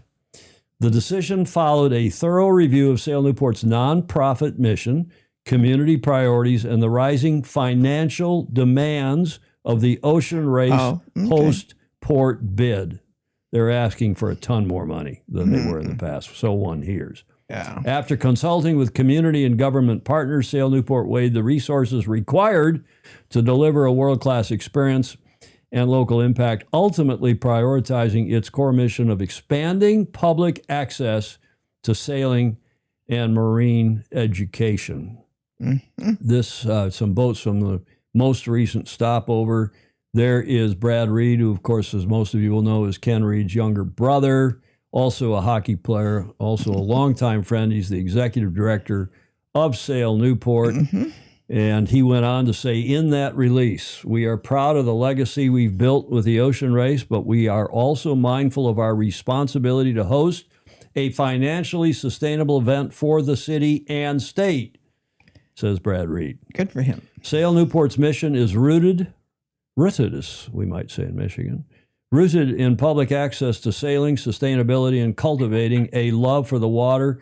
Declining to bid for 2027 has allowed us to focus our energy and resources on initiatives that directly serve these goals. So there's a restatement of what they said at the top of this release. This is a and then he ends it positive. This is a remarkable opportunity for the southeastern U.S. maritime community and a positive event for sailors and visitors. Newport had an immensely successful experience with the race, and we fully support the St. Pete team in making this a wonderful event. Nice. And I texted back and forth. Brad's a great texter, Julia. He's even a better texter than you. And let me tell you, Britt, Julia is world-class texter. She is world-class. So I texted with Brad, and he sent and said, you can use this from me. He texted this back. As I believe I'd mentioned a couple years back, TOR has passed more and more of the financial risk onto the stopovers for the next edition of the Ocean Race. Therefore, after long discussions with Rhode Island stakeholders, we declined to bid for the 2027 North American stopover. Frankly, by declining to bid, we have been able to focus on other opportunities which have greatly enhanced the Sail Newport Sailing Center. Please give me a shout if you have any questions, and thank you for your support of Sail Newport, which, of course, was founded in 1983, right after we lost the Cup. And it's one of the best things going in the sport, and Brad Reed is one of the best things to happen to our beloved sport in that corner of the country. He's been there for, I think, 20 plus years as great. executive director. Yeah. So that's kind of the story behind the story. Volvo's just asking for too much money of the venue, and they said, sorry, Charlie. it's not Volvo. That's really the point. Oh, sorry, not Volvo. It's Brecius and I think if it TOR. was, Yeah. Yes. It's a big undertaking for them. So, Yeah, without a titled partner. yeah. Indeed. Well, just one last image. It's in support. I grabbed this off the internet because Sale Newport, with their reasonably new building, last 3-4 years, and 5 maybe, and just a fabulous facility out there in Fort Adams. And they are hitting the ball out of the proverbial ballpark regularly. Exactly, Julia, regularly. And that everything from RC yachts to Opties to big boat regattas to cooperating with New York Yacht Club and Ida Lewis Yacht Club on all manner of events. Sale Newport had hosted the Volvo TOR stopovers. So the new route, you will ask, here it is. They've cut down on the number of stopovers, and it's Alicante to Auckland, Auckland to Itajaí, your favorite port, Julia. Yes. Itajaí up to St. Pete, Clearwater, for the first time in the Gulf side of, notice I didn't say Gulf of America or Gulf of Mexico. Thank you. I'm trying not to be political here, Julia. Right. On the Gulf side of Florida, then from Florida across to Cascais, and then a final leg, supposedly, to Amala, that club on the Red Sea in the Saudis. And Jason Holtham, hi, Jason, nice to have you on. The finish in Saudi Arabia might be doubtful. Mm-hmm. Well, a lot of things might be doubtful there, but I suspect by then they'll be up and running and no problem. So that's our show with Britt Ward. Unless you, sir, have anything else, we kept you for how long? An hour and a half. I promised you an hour and 20 or so, but you're such an interesting guest to have on. Oh, yes. Well, Final thoughts, Britt? Always love to come on the show and catch up. It's great. I think, look, St. Pete will be a great stop. I think there's something about a city of that size, much as Newport, where if the entire community embraces the stop, it's a really different experience. And that's what Newport's had. That's what Annapolis and Baltimore had all those years ago. When the race stopped in Miami, it was a complete disaster. I mean, no one went. Exactly. Several people have said just that in the last 24, 36 hours. We hope that the west side of Florida, that St. Pete and Tampa, Clearwater have a better experience, have a better uptake than they did in Miami the last time they stopped in Florida. Annapolis did a great job. Gary helped a lot. Gary Jobson helped a lot with that one. And the job that Brad and co have done in Newport is just fantastic. I mean, I really enjoyed. I've been there once or twice for the Volvo stopover, the TOR stopover to Newport. Yeah. And just had a great time. Dolly DeVola, a sponsorship was successful when people still refer to them despite the sponsorship is over. It's hard to refer to TOR when you're used to the VOR, the Volvo, for all those years. Absolutely. It is. Evidently, Cape Town, I wonder what Ted Ryman thinks about this because they're skipping Cape Town. They are. Evidently, Cape Town had the same response as Newport. I thought there was pretty good uptake. Alistair Murray is making fun of your accent. Thanks, Britt. Nice guy with a crazy mixed up accent. That's right. Wherever I am, don't sound like I'm from there. What? You could be worse. You could be like Kamala Harris, and wherever you go, you start to sound like the locals. Or try to. Yeah. I got one political comment in there, Britt. Would you give your exceedingly bright and charming and beautiful wife my best regards? I will do. Jay Falls, I miss her a lot. Hope to see her again soon. And Britt Ward, who's the president of Farr Yacht Design, live via Zoom from Annapolis. Thank you, sir. Thank you very much indeed. Thanks a lot. Lovely to have you, Barton. Thanks very much. It is. All right. Okay, thank you, sir. Thanks, guys. Bye now. Ciao for now. Britton Ward, better known as Britt. I didn't ask him. I think I've asked him before, and I do believe... everybody's thanking him, nice comments. I do believe he was named not after Britton Chance, the yacht designer, but he's the only other Brit that I know, Britton Chance. And there's some other Britons who were named after Britton Chance. Now, I was sort of assuming that he was. Yeah. No, I don't think so, but we'd have to check that out.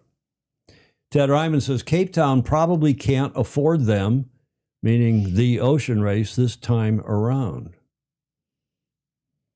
Okay. Brit War. Let's get to John Emmett, and we got the coaching corner on tap here with our super fozy, John Emmett. And he is talking today, believe it or not, about yacht clubs, Julia. I think you'll enjoy this. Hi, Tom, Julia, and all the Fozy. We often talk about clubs and classes, but what do we mean? Well, exactly what is a club? A club could be anywhere you go sailing, but for me, I think I've probably boiled it down to 3 key areas. A club is, of course, somewhere where you can launch your boat, and that can look very different from a beach, from a slipway, from a pontoon. But it's a place where people go sailing. And it always amazes me, there are actually some sailing clubs now that don't appear to have any sailing. And that's a very sad thing. The second thing, and again, not necessarily mandatory, is to have a boat park. A huge space is obviously better than a tiny space because it means you can have a lot of boats rather than trailing boats in and out all the time. A boat park spaces in the UK are generally outside. We put covers on the boats and we tie them down because it can get very windy and we don't want our boats to blow away. What I really liked in Australia is they actually have clubs where the boats go inside, and I think that protects them not only from the wind but from the sun damage. But it's not only being able to launch the boat, having somewhere convenient to store it makes the day-to-day much easier. And the final thing, and something that's probably overlooked a little bit, but for me is very important, is somewhere to eat and drink, because those two things encourage people to stay around and socialise. So it's not only about being an athlete and refuelling as soon as you can, sometimes it's just about having a beer with your mates and talking about what went right and what went wrong. But for me, those are the key 3 things which make a sailing club. And I think with one of those things missing, it makes a real difference to how successful a club could be. So think, what is your club's strengths and weaknesses, and how can we do our best to improve our local sailing club? With that, sail fast, sail safe, have fun. Julia, you're the Commodore of a yacht club, the Beach Street Yacht Club. What are you doing to fulfill all of those? Less than I used to. No, but I think that is true, that the social part of it is what makes it a club. Well, we don't have a restaurant here. We use catered food. We do have a bartender who will help us out when we have a party. But post-pandemic, we haven't had very many parties here. What's the deal? I don't know. We better get partying again. Partying like it's 1999. Yeah. Wasn't that the song? The 3 great aspects, Blake agrees, aspects of sailing clubs. I think we all agree. And there sounded like some angry seagulls there. Thank you, John Emmett. Another terrific report. Much appreciated. Some insight from the UK, from Weymouth there. Again today, a great audio and video in that report, by the way. He had his best equipment out there. And we always like to remind you, as we have been now for over a year, thanks to John's lead, that we are pushing hard for the sport, our beloved sport, to be in the Paralympics in 2032 Brisbane, either as a demonstration event or back as a regular event on the whole program of the Paralympics. We deserve to be there. World Sailing's working hard on it. The Aussies are working hard on it, especially those in and around Brisbane. So anything you can do to help promote that, we think is good for the sport. And we commend all of you who are putting that effort in. Doctors, J. Frederick Bland, who keeps coming better by the day. I see his health reports. Nice going, J. Frederick. Keep it up. James Bland has had a bit of a health challenge. Doctors are putting the kibosh on booze. Yeah, well, some people drink and some people don't. And, you don't have to drink. You can go. I was at a boozy meeting over at the St. Francis last night, and I drank a fake beer, and nobody knew the difference. Right. Or cared. Or cared. Or cared, except me. I would have loved to have had a glass of red wine, probably. But, you can't you can't do it all. Right. You can't do it all. Julia, that's John Emmett's report. John Emmett Sailing, get to the front of the fleet. regular reportage from John. Let's go with the America's Cup 38, the John Sweeney report, I'm going to call this today. Oh, good. And John's given us an update on his actions in New York State with the Attorney General. We've learned more from John what's going on. And of course, I'm wearing the same sweatshirt that John's wearing because we were on this team together. This is Britt Ward as well. We were all together on this team back in the AC 2003. 2003, that was it. And John has been with America True in 2000. He was with us, Oracle, in 03. And then he was with Shosholoza, as I told you during the last show, in 07. And he's been involved also in the deed preparation, the protocol preparation on behalf of Shosholoza. They were to be the COR for Team New Zealand, had Team New Zealand won the 07 Cup. And it was going to be, believe it or not, Julia, the Sausalito Yacht Club. Wow. John was preparing that for because he lives here in the Bay Area. Right. Now, I haven't seen this complaint, this lawsuit that he has. I don't think he's filed it with the court yet. I think he sent a copy to the Attorney General and had him and his Charities Bureau, that department, look it over and they're asking for declaratory judgment, in which everybody does, injunctive relief, meaning stop them from doing what they're doing, and a cypre amendment of this deed of gift for the charitable trust. And what does that mean? Well, cypre means just you act for an action on a court action to cause this cypre amendment, and that is he wants an amendment to the deed of gift, and I've argued politely with John. It's not on the cards. You're not going to get that, nor should you, because there's nothing wrong with the deed. And that's part of the problem that these croutons have. They're trying to foist ACP on the world. Right. They're not going to do ACP. They're going to have to amend the deed because it's out of compliance with the deed. Mm-hmm. So who knows? Who knows what's going on? I have also seen this letter back to John, and the middle, the second to last, the penultimate paragraph here is the key one. The Charities Bureau seeks to protect yada yada, and then he says, this is from the Charities Bureau, we will review your correspondence closely to evaluate whether sufficient basis exists for action by the Attorney General. So they have responded, they're aware of it, and I also know that they have written to the Royal New Zealand Yacht Squadron and asked for certain particulars. Mm-hmm. One hears that has happened, and one hears that they've hired a law firm now that is RNZ/ACP/ETNZ. Who knows who's involved? They've hired a high-powered law firm in Chicago, and have sent cease and desist letters to our fozy Greg Normand, who interviewed John Sweeney. Just, a media person. They don't understand somebody's got a screw loose because, we talk about it on this show for 2 years. I've been saying what idiots the Royal New Zealand Yacht Squadron leadership is, the Croutonic leadership. They're the worst trustee in the modern history of the Cup. They can sue us. That's protected. No, they can't. They know they can't. It's protected speech. Yes. Julia, your mic's supposed to be one fist away from it. It is. Okay, you got a big fist. Wow. Pull it closer.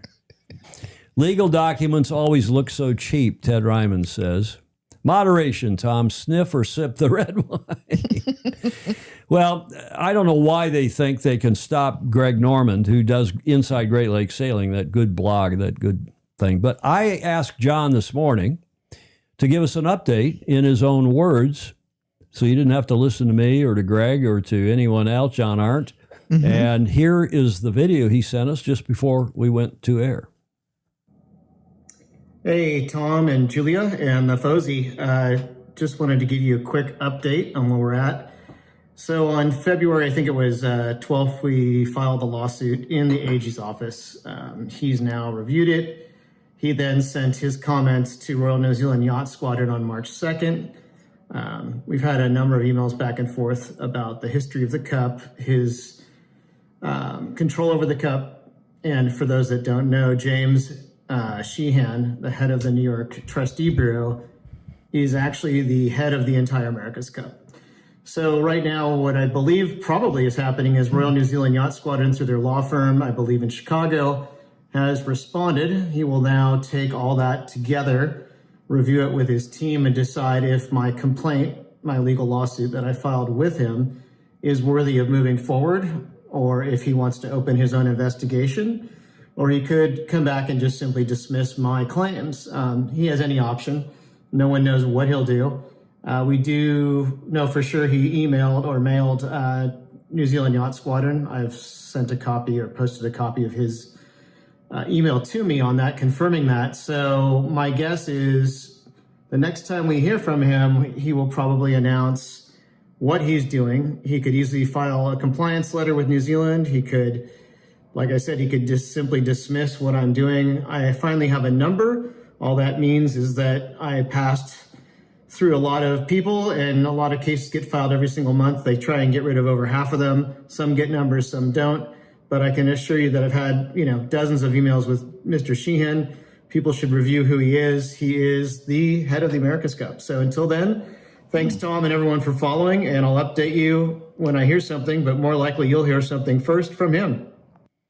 Okay, so that's John's right from the horse's mouth. When he says he's head of the America's Cup, he is right that the America's Cup has been found in both in 88 and in 2010 and in one other court case that I won't go into now, that it is a charitable, I know it's hard to believe, but it's a sporting trust or a charitable trust under New York law, and the New York Attorney General and their Charities Bureau have jurisdiction. So they are actually, John's not far off the track when he says they're head, with air quotes, head of the America's Cup. That is the final authority, although actually the court, as we saw both in 88 and in 92, the court, the New York court system, is where things get adjudicated if there's a dispute. But the Attorney General has a lot of power because they are enforcing the charities through their Charity Bureau, the deeds, the wills, these sorts of things. And the compliance is their deal, and they can force compliance, and they can sue themselves.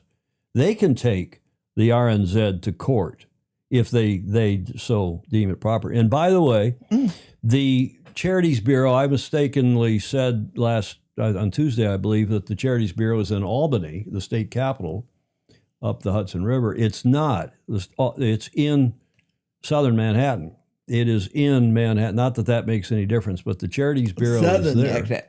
Well, southern Manhattan, down by where Center Street, where the court is and the offices and so on.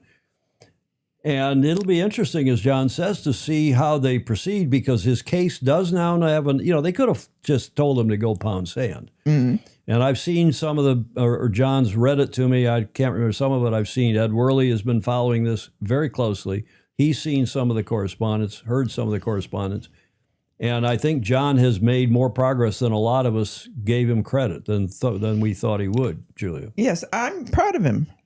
And I am too. I think it's great what he's doing because, as you all know, I think that the RNZ are way out of bounds here. Right. That they're trying to commercialize the cup completely contrary to the deed of gift. Yes. And I think I think he has a chance of prevailing here. I don't know if it's a good chance, a great chance, but it's early days.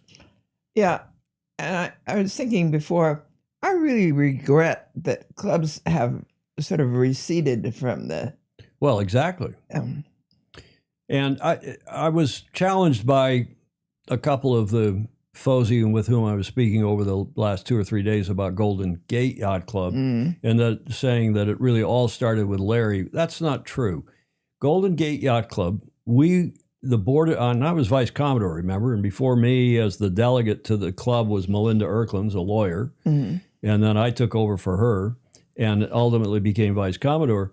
But through that whole period, if there were any major decisions, the venue or anything else, the board of governors, the board of directors of that club took the motion, debated it, and then voted on it. And sometimes actually what Larry and or Russell in the later days wanted to do, we went back and said, no, rather do this, or how about this? And we don't think we should do that. And they said, okay. Yep. So the club played an active role. Yes. And I can tell you that certainly in the New York Yacht Club days, because I was involved with the New York Syndicate, at least the 87, 86, 87 Syndicate, New York was very involved, and I'm sure they were last time, from what I hear from Commodore Harrington. They were very involved, and the club should be. And they can be involved without trying to tell the syndicate, the team, how to run their affairs, but they can tell the team how the cup has to be run overall, because they are the trustee. The defender trustee has the authority and responsibility under the deed of gift, not the team. Not some commercial entity like ACP. And the teams are trying to create a commercial entity which is going to replace not only the clubs, but it's going to replace the deed of gift. And that's where they're in trouble. And that's where I think the Attorney General and John Sweeney's effort will probably have some impact, Julia. They wouldn't let them replace the deed of gift, would they? Well, they have it. But what my point is that what ACP does is a de facto replacement of the deed. Yeah. ACP now is acting in place of the provisions of the deed. Right. And that's not going to fly. No. I think. Alex Hayworth and ACP, the club cannot leave without team authority. It's exactly backwards and therefore a breach of the trust box. Jody Shields, the Kiwis and the partnership group will just bypass the traditional America's Cup and the deed of gift and just turn it all into a money-making machine for the boys' club. Watch it happen. Well, if they do, it won't be the America's Cup, and somebody else will grab the America's Cup. Yep. The other thing that's interesting through all of this, and nobody's quite clear, and I haven't gone into any detail. I haven't gone into much of any detail with John. I'm just kind of watching and waiting and learning as he carries on his effort and reporting on it. But the question is, if for some reason the courts and or the Attorney General tell RNZ, the Royal New Zealand Yacht Squadron, sorry, Charlie, you are no longer eligible to run this cup because you're in abject, gross violation of the deed of gift. Yeah. What then? Will they give the cup to another yacht club in New Zealand to run it? Will they give it to the previous trustee, which is Golden Gate Yacht Club? Will they return it to New York Yacht Club and say, New York, fix this up, take it over? And I know, not from Claire, but I know from others, this goes back. I mean, Dyer Jones and I talked about this 20, 30 years ago. There has been discussions within New York Yacht Club that they could see themselves as the permanent trustee. Yes.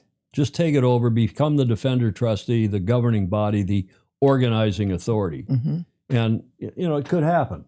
Now, the downside to that is that New York then can't compete, because if they're this independent defender trustee above the fray. Yeah. So, we'll see. Any other comments? Is the billionaire and the mechanic title says it all.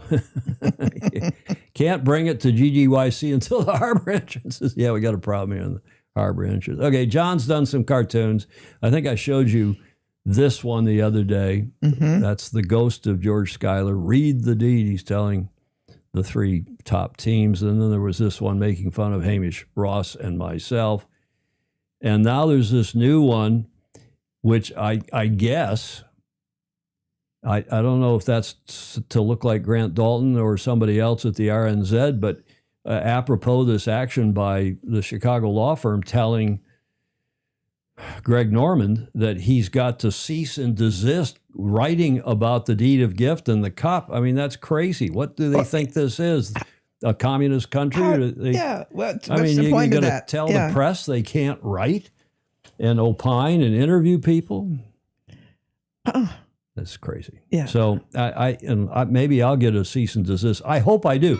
In fact, I said the other day to Greg Norman, when I was texting with him, I said, I'm hurt. You got a cease and desist letter, and I didn't. I want to get a letter. Send me one. I'm disappointed. Yeah. Oh, don't ask. No, I'm happy to. Yes. Send me one. And then, because, that's absolutely madness. This is not madness. This guy was a great guest, which gets us to the last leg of today's show. We're just about 5 minutes shy of 2 hours in, and I hope you enjoyed the show as much as I enjoyed putting it together. I really enjoyed the show, and I've got a 6.5 minute video, I think, here, because, again, as I said at the top of the show, at the starting line, there's so much interest in, so much positivity about the JJ, about the 18-footers and their world championship that has just finished up. I've got their last day video, again, with that fabulous onboard video and then some interviews on shore with the guys. I thought you'd enjoy this a lot. Wait up, go, racing. Go. Go, Sam. Go, Sam. Go, Sam. Better start next time, eh? Go, go, go! Go! Room! Room! Comms, boats. Dip. Okay, tell me what to do. I can't see them. Tacking in 3. Oh, come on, guys. Pretty good pressure to come here. Probably in the camera cat wake, I think. Get it to low ebb, Wait in, Sam, wait in. Wait out. Josh, go, mate. Pull it in. Go, Sam. Turn. Don't lean back like that. Nice, Joshy. Good work, mate.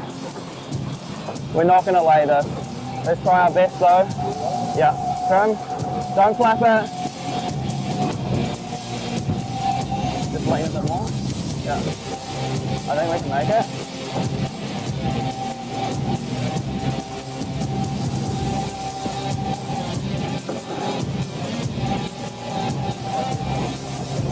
Ease it. Don't lean back on me. Yeah.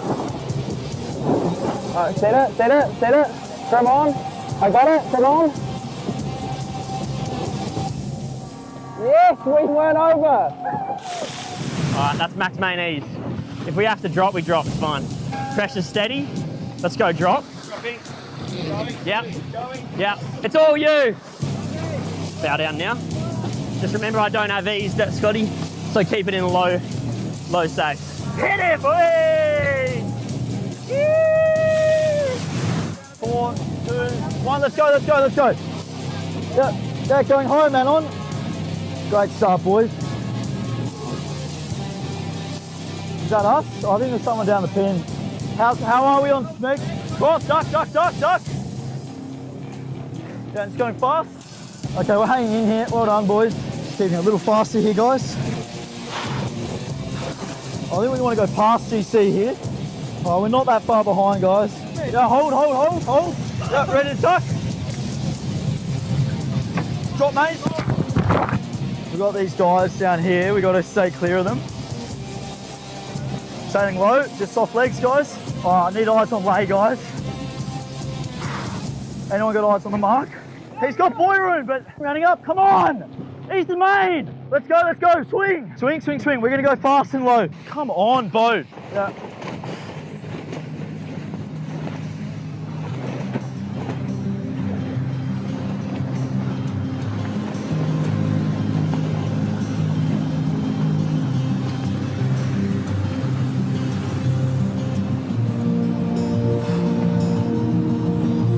Okay, well done, Timmy.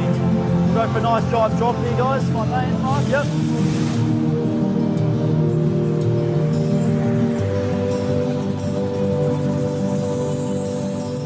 I just do a bit of voiceover here with this German. We had the German team in the shot.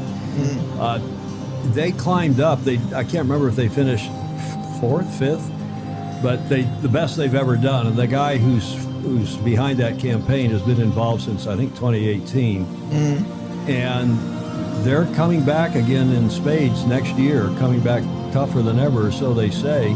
Could a German team finally win this? It was a great article written just in the last 24 hours, and I thought about using some of those pictures here in the last leg, but this video is just so fantastic. So we're coming around Shark Island on the first lap, pressing pretty hard to get round the YA mark, and Lockie's trap line just snapped. The outer rope just came apart and he fell in the water, and he managed to pull his way back into the boat, tie himself back on, and then we keep sailing. So a funny experience, but we got around the rest of the race.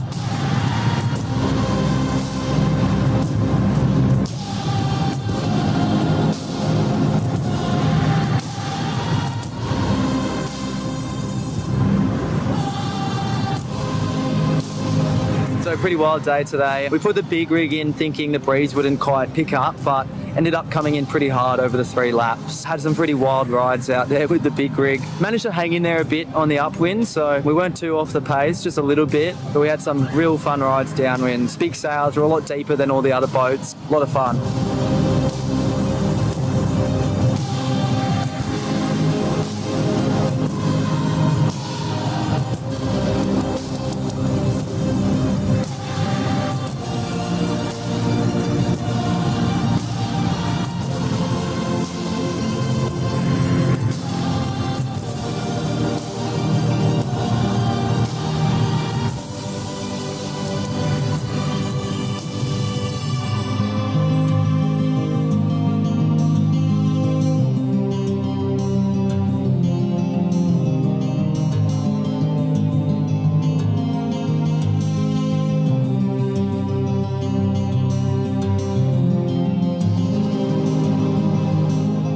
Good to win again, and great to sail with these legends. Very happy to be able to sail Dad's boat as well, the Yandu name. So hopefully, dedicate this one to him as well. I know he'd be sailing if he could, and very, very happy to be able to do that and sail the Yandu to a victory. Nice. Will we be seeing you next year? Watch this space. We'll see. Let's not protest. Let's get drunk. Love, not war. How do you feel? Yeah, stoked. We only sort of got this little campaign together 6 months ago. It's been awesome sailing with Scotty and Dave, and yeah, we got pretty lucky with the conditions. We know we're pretty quick in the little rig. We struggle with the big rig, but we just said when we did have to sail with the big rig, we managed to pull it together. So that was good, and we had a few things break today, which was kind of the summary of our whole campaign. We had something break as we left the ramp, and then something break just before the finish line. So problem solving those things is always part of sailing, I guess. But yeah, no, we're wrapped to put together a good performance.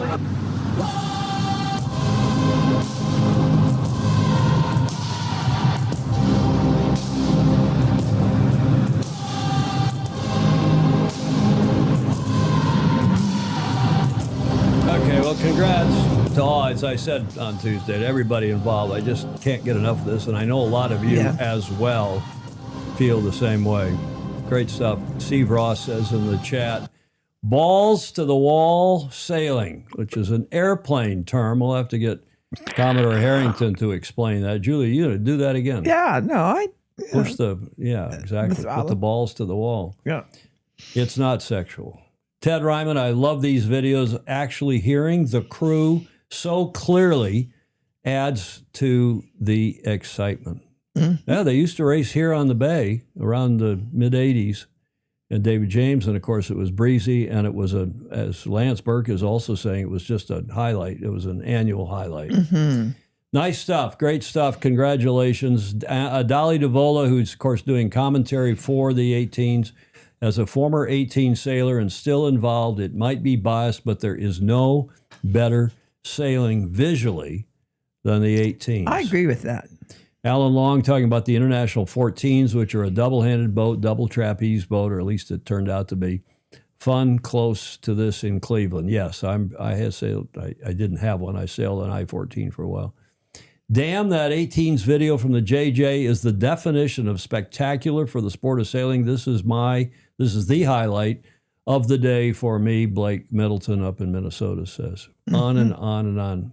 Even better with you commenting, Dolly. That is the truth. Mm-hmm. Peter Stevenson, a.k.a. Pedro Foiling Sailor. What is the all-in cost off the trailer? Ready to be a top? Oh, I think Rick Bannerell wants to go down there and spend his Northern Hemisphere summer. Wow, great video. Jamie Hutchison agrees. Bravo, Zulu. Congratulations to Team Yandu and everyone else involved. Of the 27, fully 27 boats.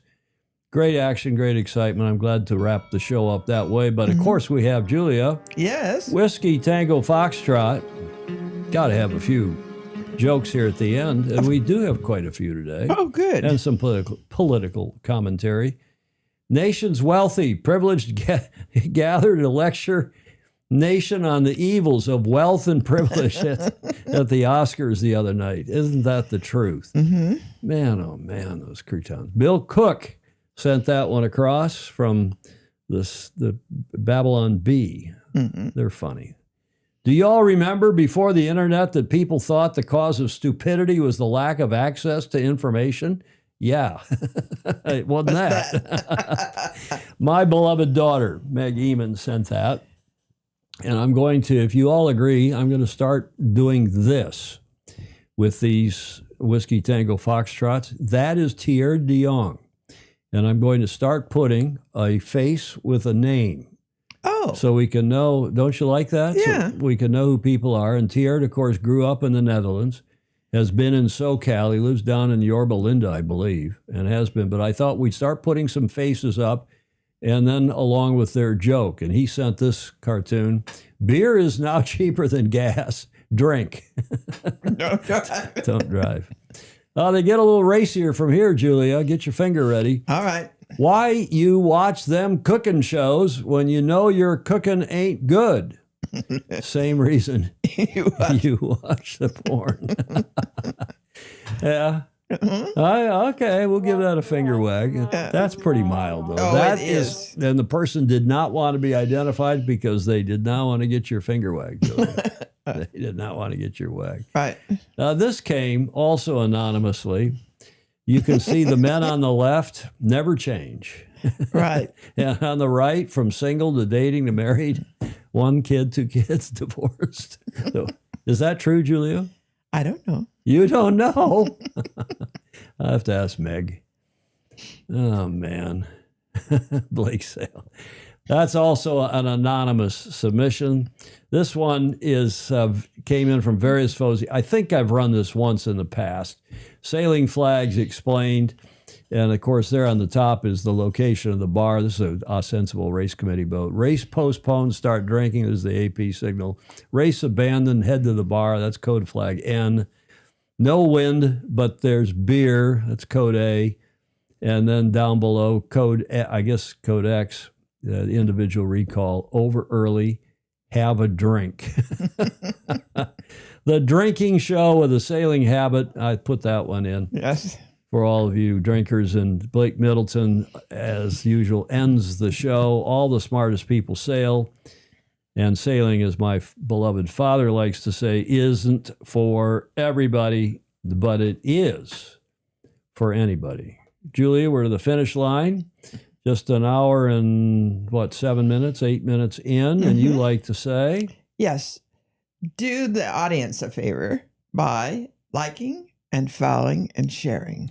Yeah, it helps us too. We might actually then get $20 instead of $17 from Facebook. That's right. Oh, man.